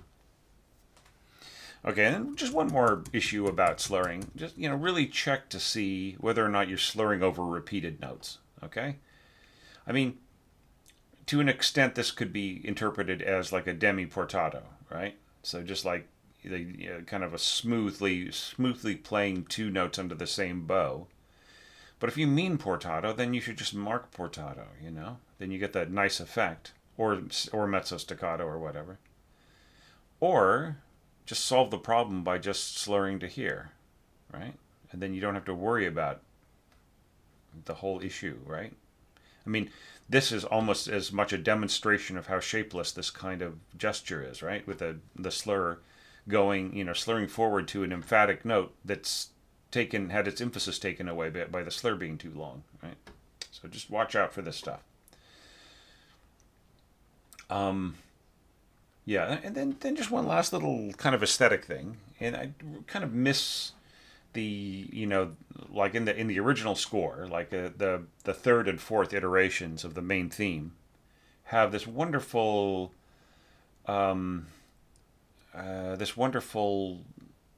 back and forth between the registers, right?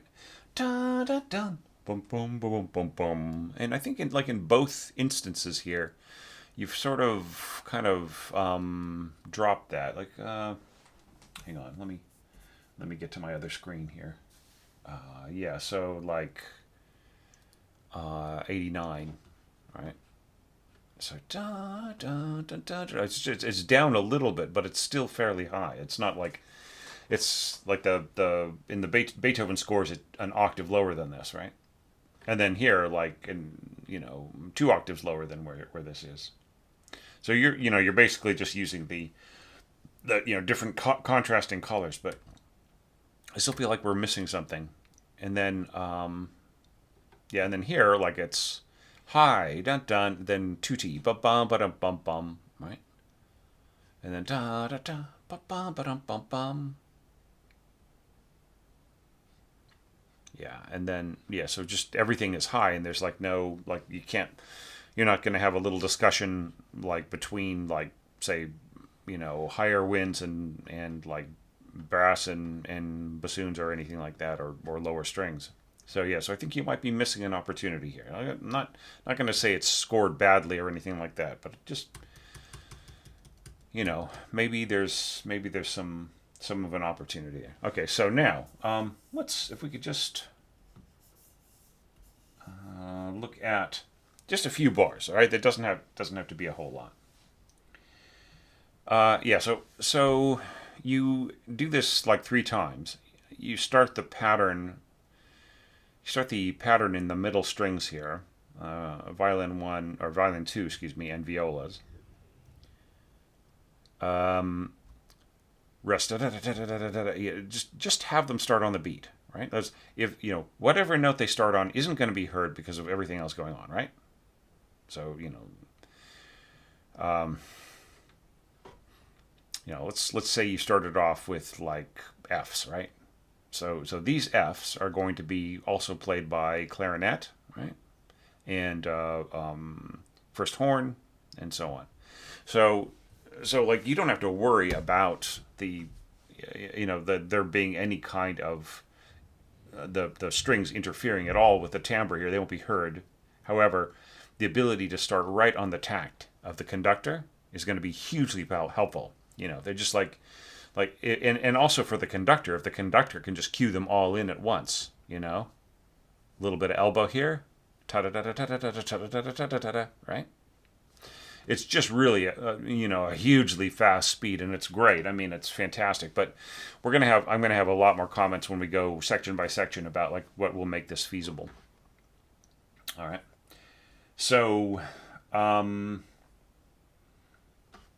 yeah. So like here, and then bar 43, and then let's see. There's a bar 100.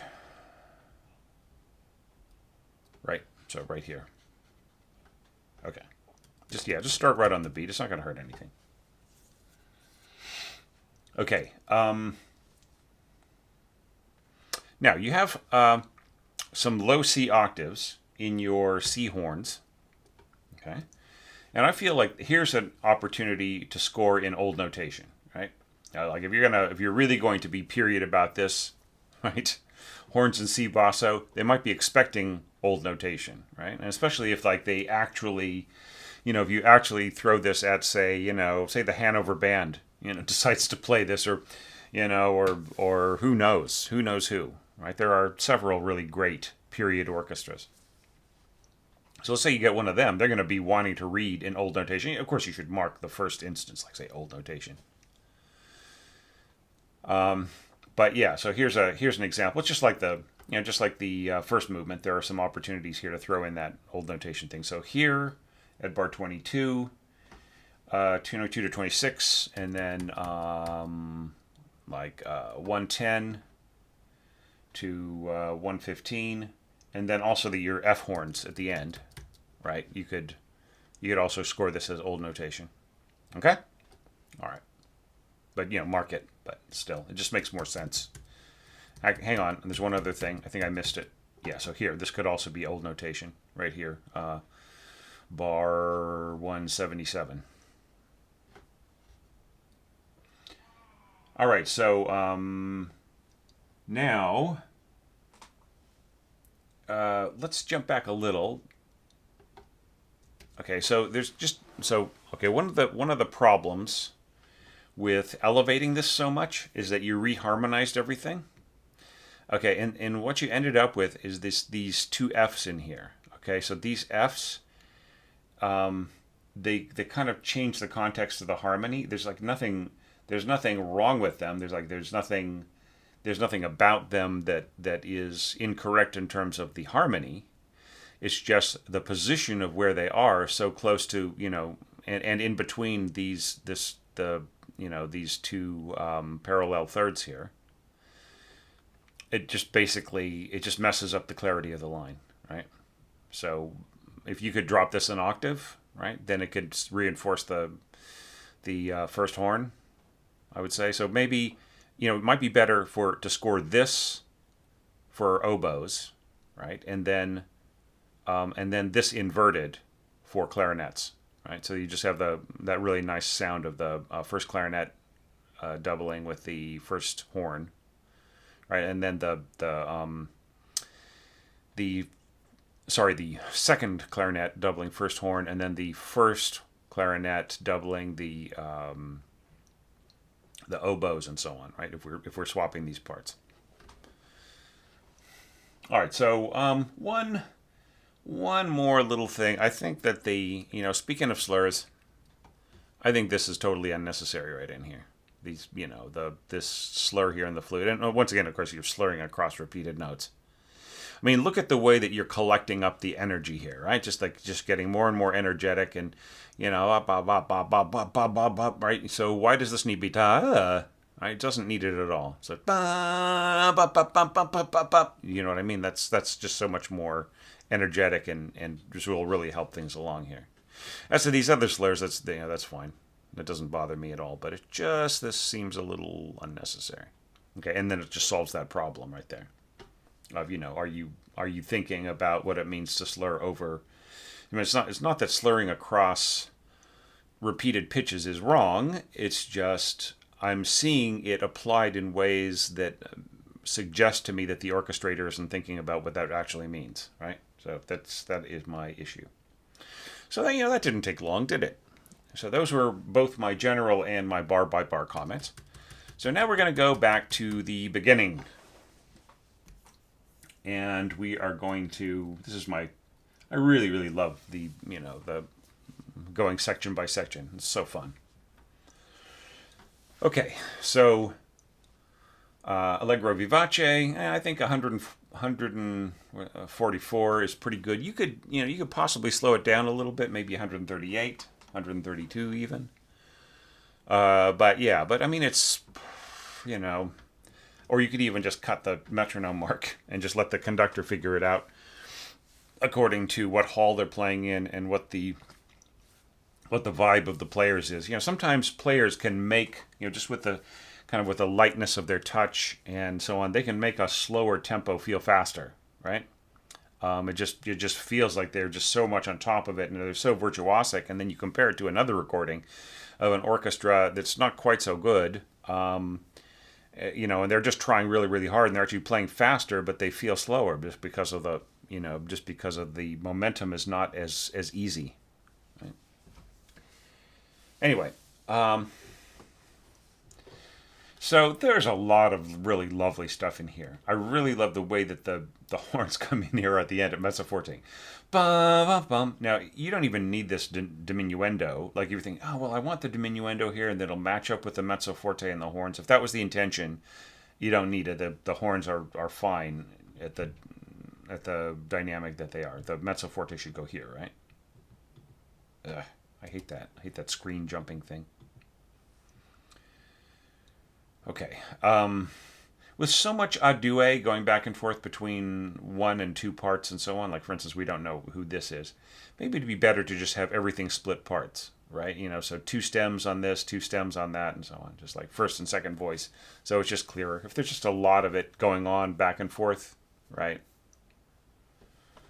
I think once you've marked it here, you don't need to mark it again, right? It's set so the copyist will understand, the copyist and conductor will understand that it's intended for the next thing. So yeah, so da da dum bum bum ba dum bum bum. There's really lovely horn scoring in here. Very supportive. Just a couple of little things. So I almost feel that like you don't really need ardue trumpets here. You know what I mean? I think it just right. You might not even need ardue horns, but I mean it's kind of fun to have them play together. Like here, I don't think you need. I mean, yeah, okay. I mean, I guess it's fine because like this is going to be an octave lower in sound and it's going to be right under these two horns. So yeah, I mean it does make sense. That's true. Yeah. Bum bum bum bum bum bum da, da, bum bum bum bum bum. Yeah, very cool. And then this is very cool. So this is your score is one where I would say you might want to experiment with doing a little meno and then a tempo, right? Da da da bum bum ba bum bum da da da bum bum ba bum bum da da da da da da da. You see what I'm saying? It's just pulling back slightly here. Is what some pianists do. And what that means is that they just launch right into this with so much momentum, right? As opposed to just like letting everything be the same tempo. Like by pulling back slightly here, like not only do we get this moment of this sort of pensive moment. It's like you can just really hear the pianist thinking or Beethoven thinking. It's like, what am I gonna do now? Well, this is what I'm gonna do now, right? I'm just gonna launch into this crazy, hurry scurrying kind of improvisation. I feel that this whole sonata really reflects to me. It's like a callback to his late 20s and early 30s when he was like the king. He was the improvisation king. It just really feels. I mean, I know that it was carefully composed, but it has the feeling of somebody who is like playing something improvised. Like it's like an impromptu. Really, it's like an impromptu in sonata form, and it just really feels to me like hey, there's this little shepherd's theme, yeah, dun dun dun dun dun dun dun. Could you improvise on that? And I was like, yes, could I ever? And he just comes up with this really amazing movement, right? And this was one of Beethoven's favorite sonatas to play, by the way.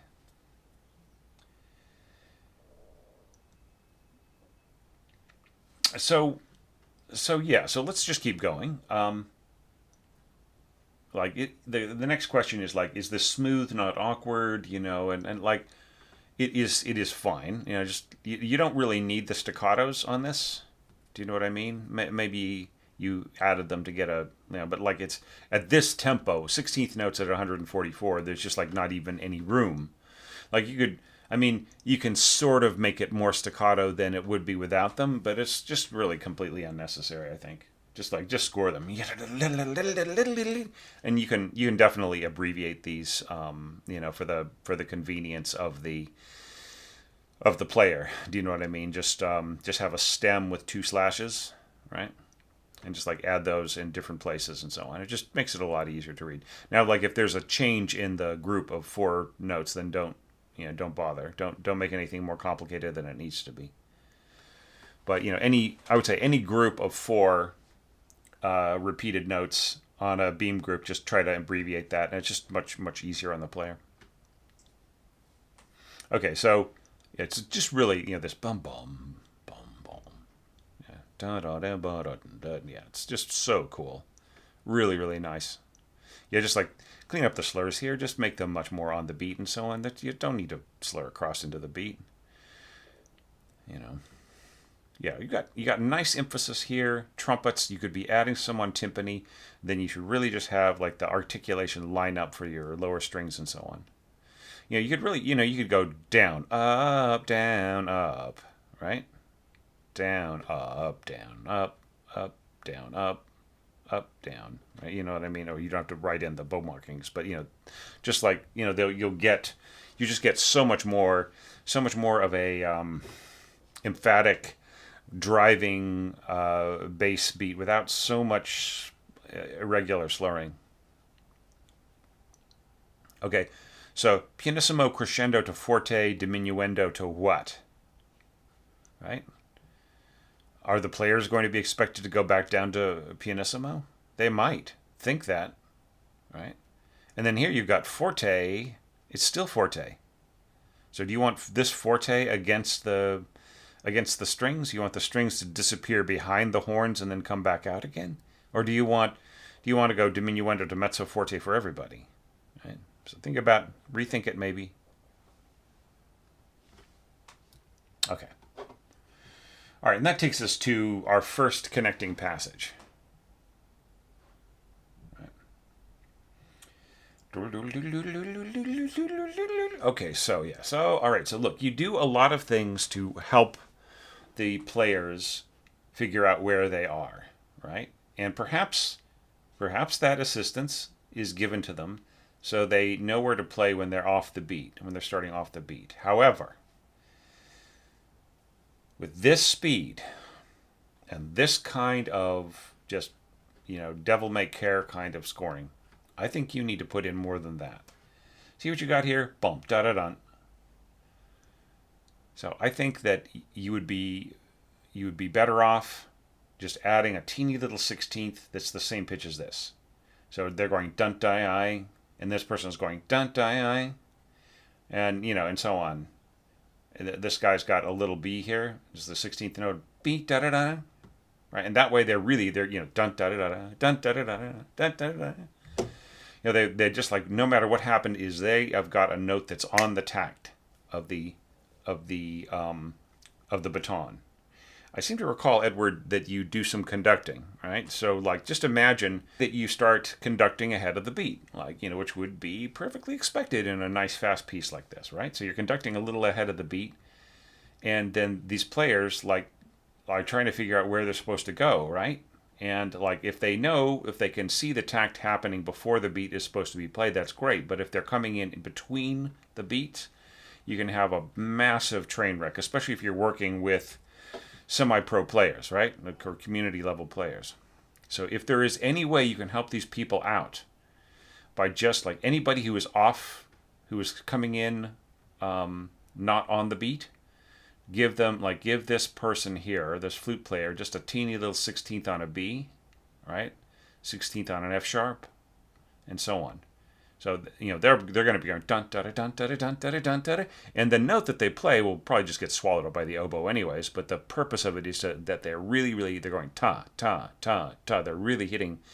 They're really hitting. They're not going da da da da da da da da. Like just really getting more and more off the beat, right? So I would just say like go through this whole thing, rewrite it, right? Just give them some stuff, and then maybe at the end, when you get to the place where Beethoven gets very silly and he's like throwing all of these little gestures around and different registers and so on, then just trust to the players to get it right. But I would say for the first 10 bars, first 8 bars, try to give everybody a little bit of the other players' stuff, and you'll be surprised. It'll end up sounding like they're just single players talking to each other between gaps. But being able to just really get on the money, right? That is really important. So for instance here, this clarinet could be playing this note, dun da da, right? And then they could get this D sharp here, dun da da, B da da, F sharp da da. It'll be a different pitch and of course transposed into B flat and so on, right? And then here, these last 3 bars, you can just let them wing it, right? So that's my recommendation for this. Now, as far as the actual scoring is concerned, it's great. Like, there's nothing wrong with it. It's fine. It's fantastic, right? Nothing to say. Really good job, except that, can can a less than world-class player pull this off without, any kind of pacing guide, right? I just don't feel that it's as feasible as you might think. All right. So that takes us to the second iteration of the main theme. So this is the point at which we jump back and we just start comparing all the basic food groups, right? So we're going to take the first half of the main theme, right, and just like observe once again, this lovely string scoring that was finished by horns, and then the horns supporting the winds, right, and then the strings all by themselves, and then winds, a little horns at the end, and then just beautiful little lower wind thing, and then winds and brass leading forward to the. So we don't have to worry about this yet. We'll look at that in a minute. So, second iteration of theme is very, very similar, right? Isn't it? It's pretty much identical, right? So strings pushing forward to the horns at the end, then piano, horns and winds again, and just kind of the same thing. And just all my comments are the same. Ta ta ta ta ta ta ta. You know what I mean? Just don't rob your downbeat of emphasis. Da da, maybe, no.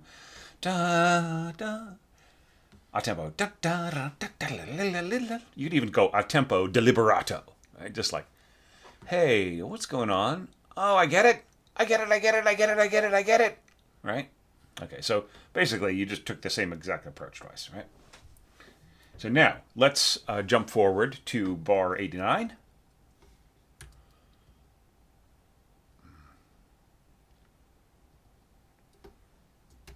Okay. So here we have like a, notice what you've done here. Slur, downbeat, right? So, yeah, see, here, future you thought that past you, should do it a different way, right? And then in here, I would also just like break this tie, right, and break these slurs. And for that matter, you could just cut the slurs entirely. Ta da da, down up down, ba bum ba da ba bum, down up down, da da da da da. You know what I mean? I could definitely be doing it that way. So, as far as the scoring is concerned, we just very, very similar to before. This is just expanded, right? You've got, it's kind of just like adding octaves in your violins, right? And then like these parallel sixths here are very, very cool. And then, like lower winds, right? So like before, like at the beginning, we had like a much, much higher groupings, much higher scoring. And then like going down here to 89 forwards, this is very similar, if not identical to the first, but this is down an octave, which I think is much, much better. And then here, this is expanded. Ba-da-da. Shouldn't we break the tie here? Ta, ta, ta, ta, da, da, da, right? And, and once again, I feel that this would really lend itself to poco meno. Ta da da da da da da. You know what I mean? Just juicy. I just love it when pianists do that. And I wouldn't go pianissimo here in the winds according to compared to the horns, right? I think pianissimo here, piano there, right? You want it to be a little more emphatic. It doesn't have to be that loud. Of course, we are, both times we are missing the alternate, high low scheme that Beethoven has. I love this. This is very similar to what Beethoven does, except this is an octave higher than how he's got it scored in the piano part. I mean, you don't have to slavishly follow the piano part. It's just a kind of a, what does that imply with like orchestral scoring. Okay, and then going to just before the coda, like it's all winds, which I really love. Don't get me wrong. Da da da. What if it was like all upper winds with a little bit of horn and like maybe, just a teeny bit of strings, and then answered by horns and lower winds and a little bit of low strings, right? Ta da ta, boom boom boom boom boom boom. Right. But I mean, look, the way you've got it, well, the way you've scored it is fine. I have no issues except for the ties and the slurs. I think that your downbeats need more. Like, look, if you're gonna stick to one scheme, ta ta, right? Ta ta. So the slur has to end here. There can't be ties, right? We just really need the ta on the downbeat. Bum, bum, ba, bum, bum. I really do love the scoring, though. And this is so cool. Da, da, dee. Bum, bum, ba, bum, bum. Yeah. And I miss the drop. This is where I miss it the most. Because. Bum, bum, ba, bum, bum. Bum, bum, ba, bum, bum. Bum, ba, da, da, da, da. You know what I mean? I feel that was so beautiful about the way that Beethoven manages his coda in the piano part is that he just drops everything low and then he slowly builds up and builds up and builds up again, right? And you do that a little bit, but like you do it by answering, like you answer the little pensive fragment here in the same register that you've done everything else. So like the whole scope of the orchestration and the top register doesn't change at all, right? It's just always up there. There's no variation, right? So just something to think about. It's not to say that something is right or wrong, but it's just like in terms of the aesthetics and the proportions. And here Beethoven continues with pianissimo.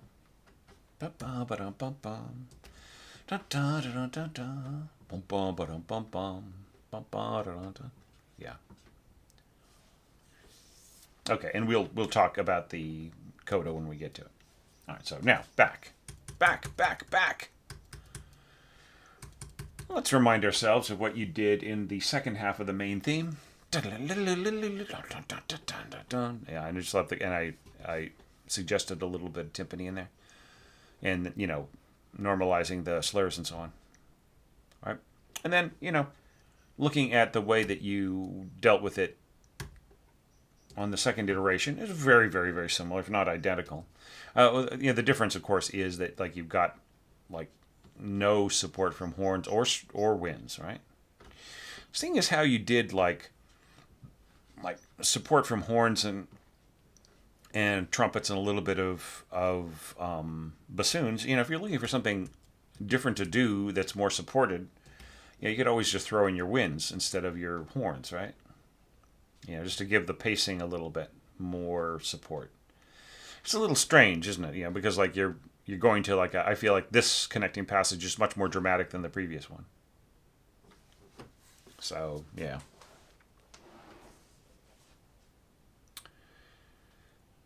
All right. Well, let's not get hung up on that.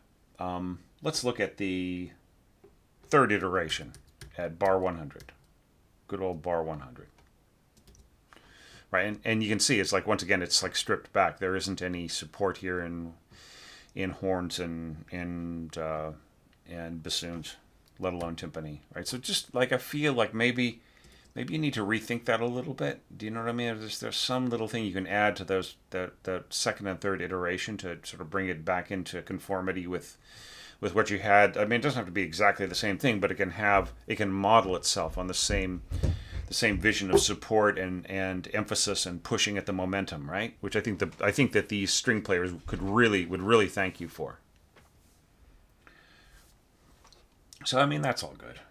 So now let's look at all the connecting passages. Ooh boy.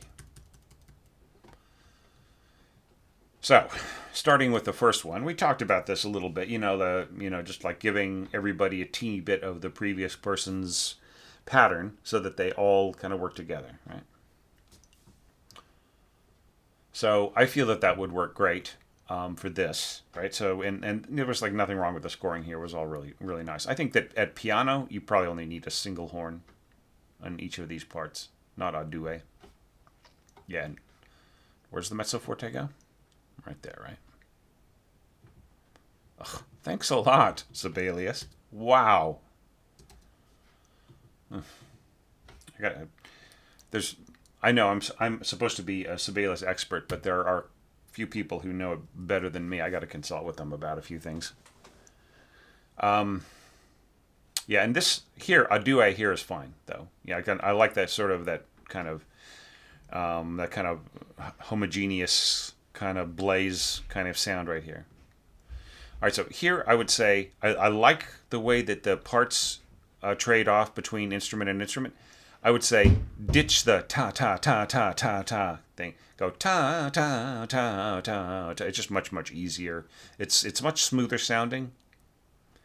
And like you never hear any pianist really going taya taya with their phrasing on this. They always just go diddle diddle diddle diddle diddle diddle diddle diddle diddle. You know, they don't really, you know, like who can really manage that except for maybe Beethoven himself, right? Or like, you know, the pianists at the top of the top, right? So, and you know, like most string players, it's just going to sound a little fussy. Do you know what I mean? Just slur each beam group, and you're going to be fine.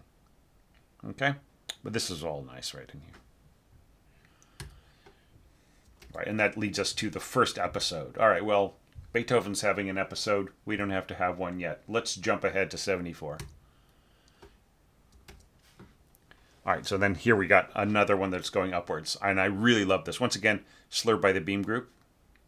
And notice Beethoven gives you a little pausa here. Now, if you want to throw in little pauses like even where they're not in, boom, da da da da da da. If you want to go boom, da da da da da da da, then that's perfectly fine. Right. I don't think you really need it. You know, at the rate that you're going with this, like I see how everything kind of goes together. So I don't think you really need it. And this is just really nice. You know, this the way everything goes upwards. Yeah, and then these little blips and blops from your winds, and then just a little teeny bit of horn and so on. Yeah, and this is just so beautiful. Yeah, just make it, once again, just make it tie, tie, tie, tie, tie. Like where you have this, like repeated note, then slur like this, right? Otherwise, just make it a nice, one nice long slur across the beam group. And this could be like if you have a big gap between the two, then I would slur it like this, right? So one slur here, two here, two there, and so on. Now here we get into like these last few bars, right? So how much more do we have to go from here? Just 2 bars, right? So here I would say, once again, just let the players wing it, right? And here they can just, they will be so much in the pocket at this point that they can just, they can come in on the half beat, right? Without any problem. All right, now jump forward to 110. All right, and here's another descending one, and once again, just slur by the beam group, and then and I really love these horns, just doing kind of blasting away at their octaves, just a little bit less, a little bit less, a little bit less, and then boom. Don't you want this to be fortissimo? Fortissimo accent, maybe? Just like, do you really want this to be piano right here? Can't everybody be fortissimo? Boom, and like throw in some pedal, right? F. Boom on an accented F. Boom. Right, we'll talk about that. We'll talk about the episode in a minute, the second episode. Now, let's jump ahead to 133. Oops. And then once again we have that built-in pausa, right? Boom. And this is all scored fine. Right up to here. And then here I think that like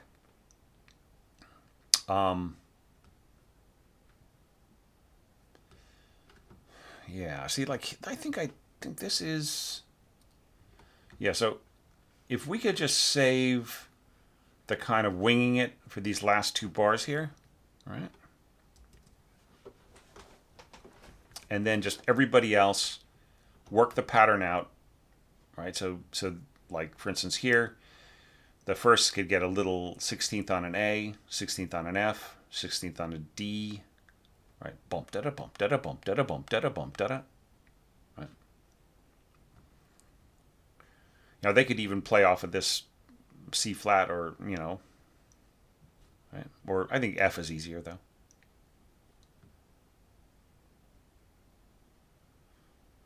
Yeah, so just it needs to be a little bit more secure. Like, see right here, you got this da da da. Right, so just see if you can continue to do that. Yeah, so yeah, like pick up whatever pitch that you can for doubling, probably just off of the second violin as much as you can. I really love like all of this. I know this is here to help them timekeep, and you're probably thinking, well, Thomas, we don't need that because I've got these other things in there. It's still not enough because of the just enormously fast kind of hell-bent for leather approach that you've got here. So everybody who's coming in on the half beat has got to borrow a little bit from the player who's on the beat. Okay? That is my dictum for this.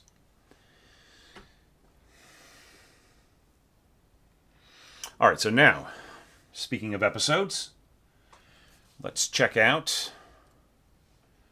the episode at 57.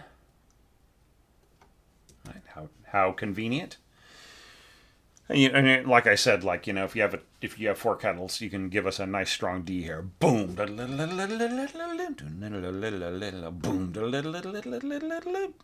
If you want to.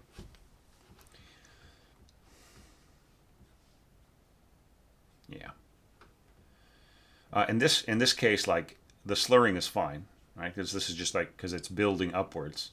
Yeah, my big concern here is there a consistency of strength rising through the instrumental registers, and you did that really, really well. The support from the horns, the strings right in here, and not kind of putting too much weight at the bottom after things have climbed up, right? Then that really gives you the feeling of rising upwards, right? And then things can settle back down during this, the worrying doubts, right?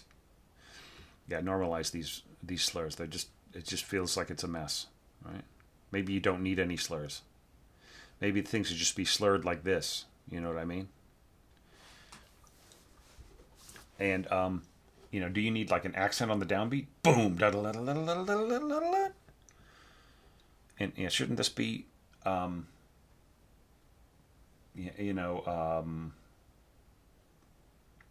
shouldn't this be like a big fortissimo, like at least for these instruments, right? Boom. Yeah, and this is really nice.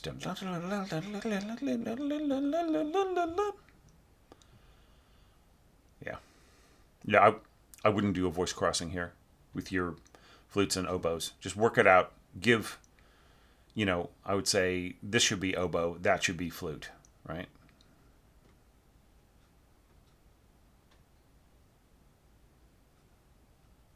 Maybe you don't even need this A here, right? Maybe you can just, both oboe and flute could be playing this DF thing. Yeah, just very, very nice. This is going to be challenging technically, but it's still going to be really fun to play. Right, and then just kind of the same thing again. Bum bum bum bum bum bum. And here we're, like I suggested, the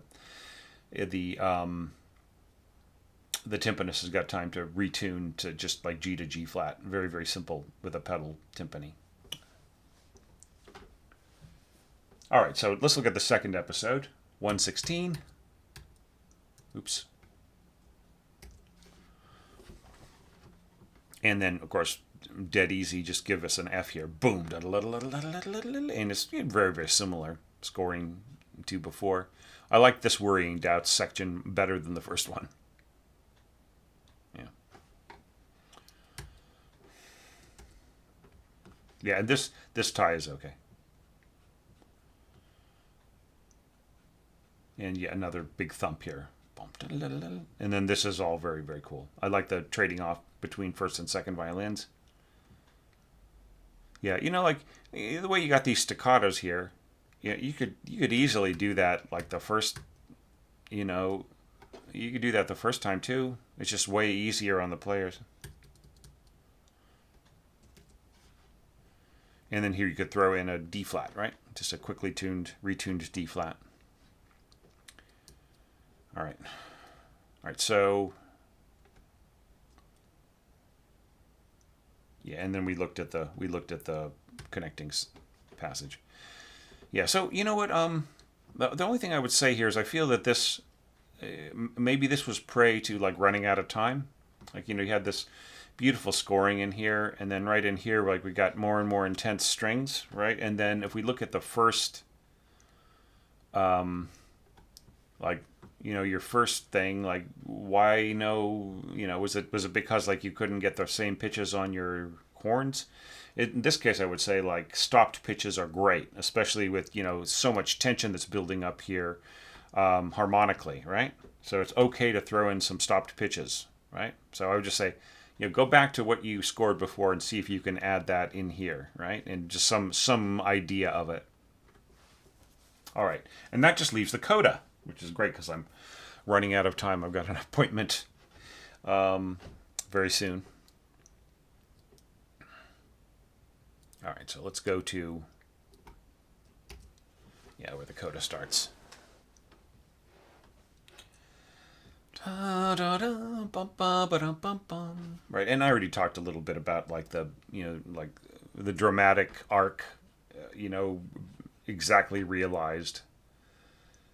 So I feel that like this slurring is too much, kind of borrowed from the piano part, right? The like Beethoven scores like he wants us to be smooth, right? But it's not really it's not really like string slurs, right? Wouldn't this be better? Ta ta ta ta ta or ta ta ta ta, right? Rather than, or even just like no slurs at all. Ta ta ta ta ta. Right. But I mean, yeah, obviously Beethoven wants it smoother. But I just like see if you can normalize this. Just there's just too many slurs, like from the pickup across, and it just it's hard to follow, and it's hard to maintain the speed, and it just doesn't it is a lot less natural than you might think.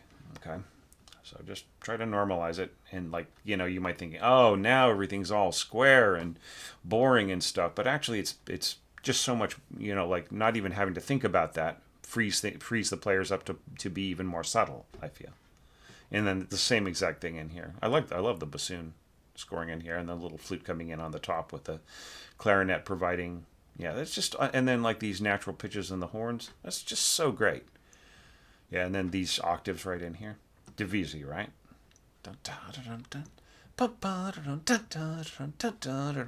Yeah, and I just love the trading off here between horns, horns and winds, horns and string, or trumpets and strings.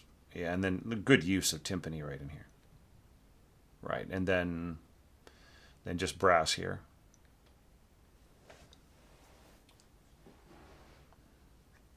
Yeah. Da da da da da bum bum ba dum bum bum.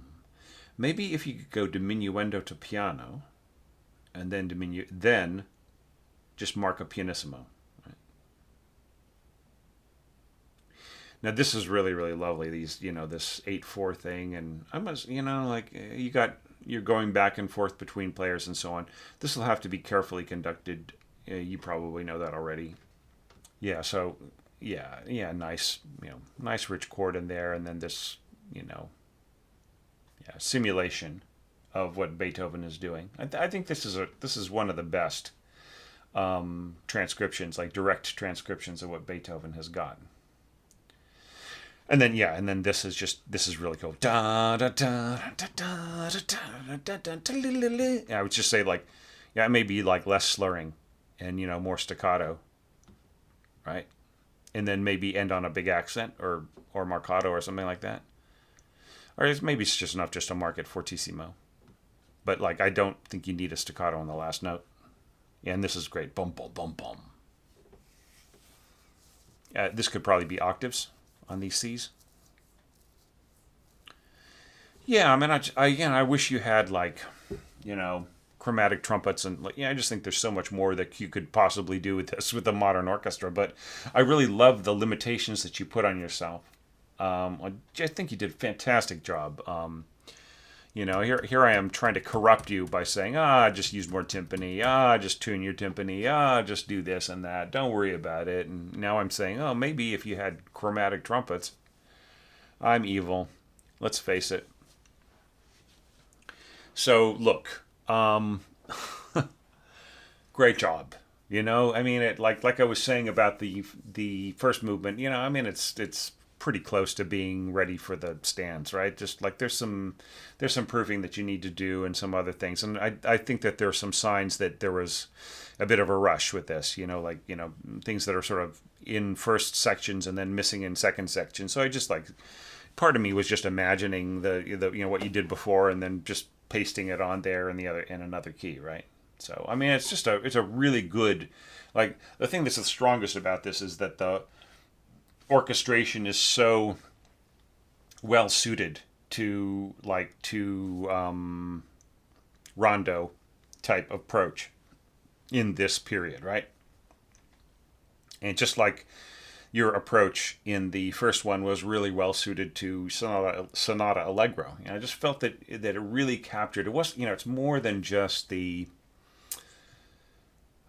more than just questions of like, are you getting the overall style right, or are you using the natural horns to their best advantage, or all these other kinds of things. It's also that like the outlook for the form, I feel, is just dead on, right? So great work, Edward. I think this is really strong. And like, I mean, I keep saying, let's get this ready for the stands, get that ready for the stands, and so on. And it's, I mean, it is so much more imperative looking at these entries that were, that are full sonatas or full movements, where the orchestrators put so much effort into it, and it really deserves to be performed, right? So see if you can get it performed. Or I mean, like, don't don't do that if it means that it's gonna take anything away from your success, as an original composer, or your work as a conductor or performer and other kinds of things. Like don't let it sidetrack you too much. But if there's an opportunity, take it. Do you know what I mean? And if you do, and it happens, and they allow you to make an archival recording of it, or if they allow you to post it on YouTube, or they post it themselves, send me a link, please. I would love to hear it. Okay, so once again, fantastically well done, and just really, a really exceptional entry amongst exceptional entries. Fantastic work. So following this, there will be a little a screen of the much fewer enhanced evaluation notes, and just hang on, everybody. Please see me tomorrow for the next dotted longa entry for this weekend.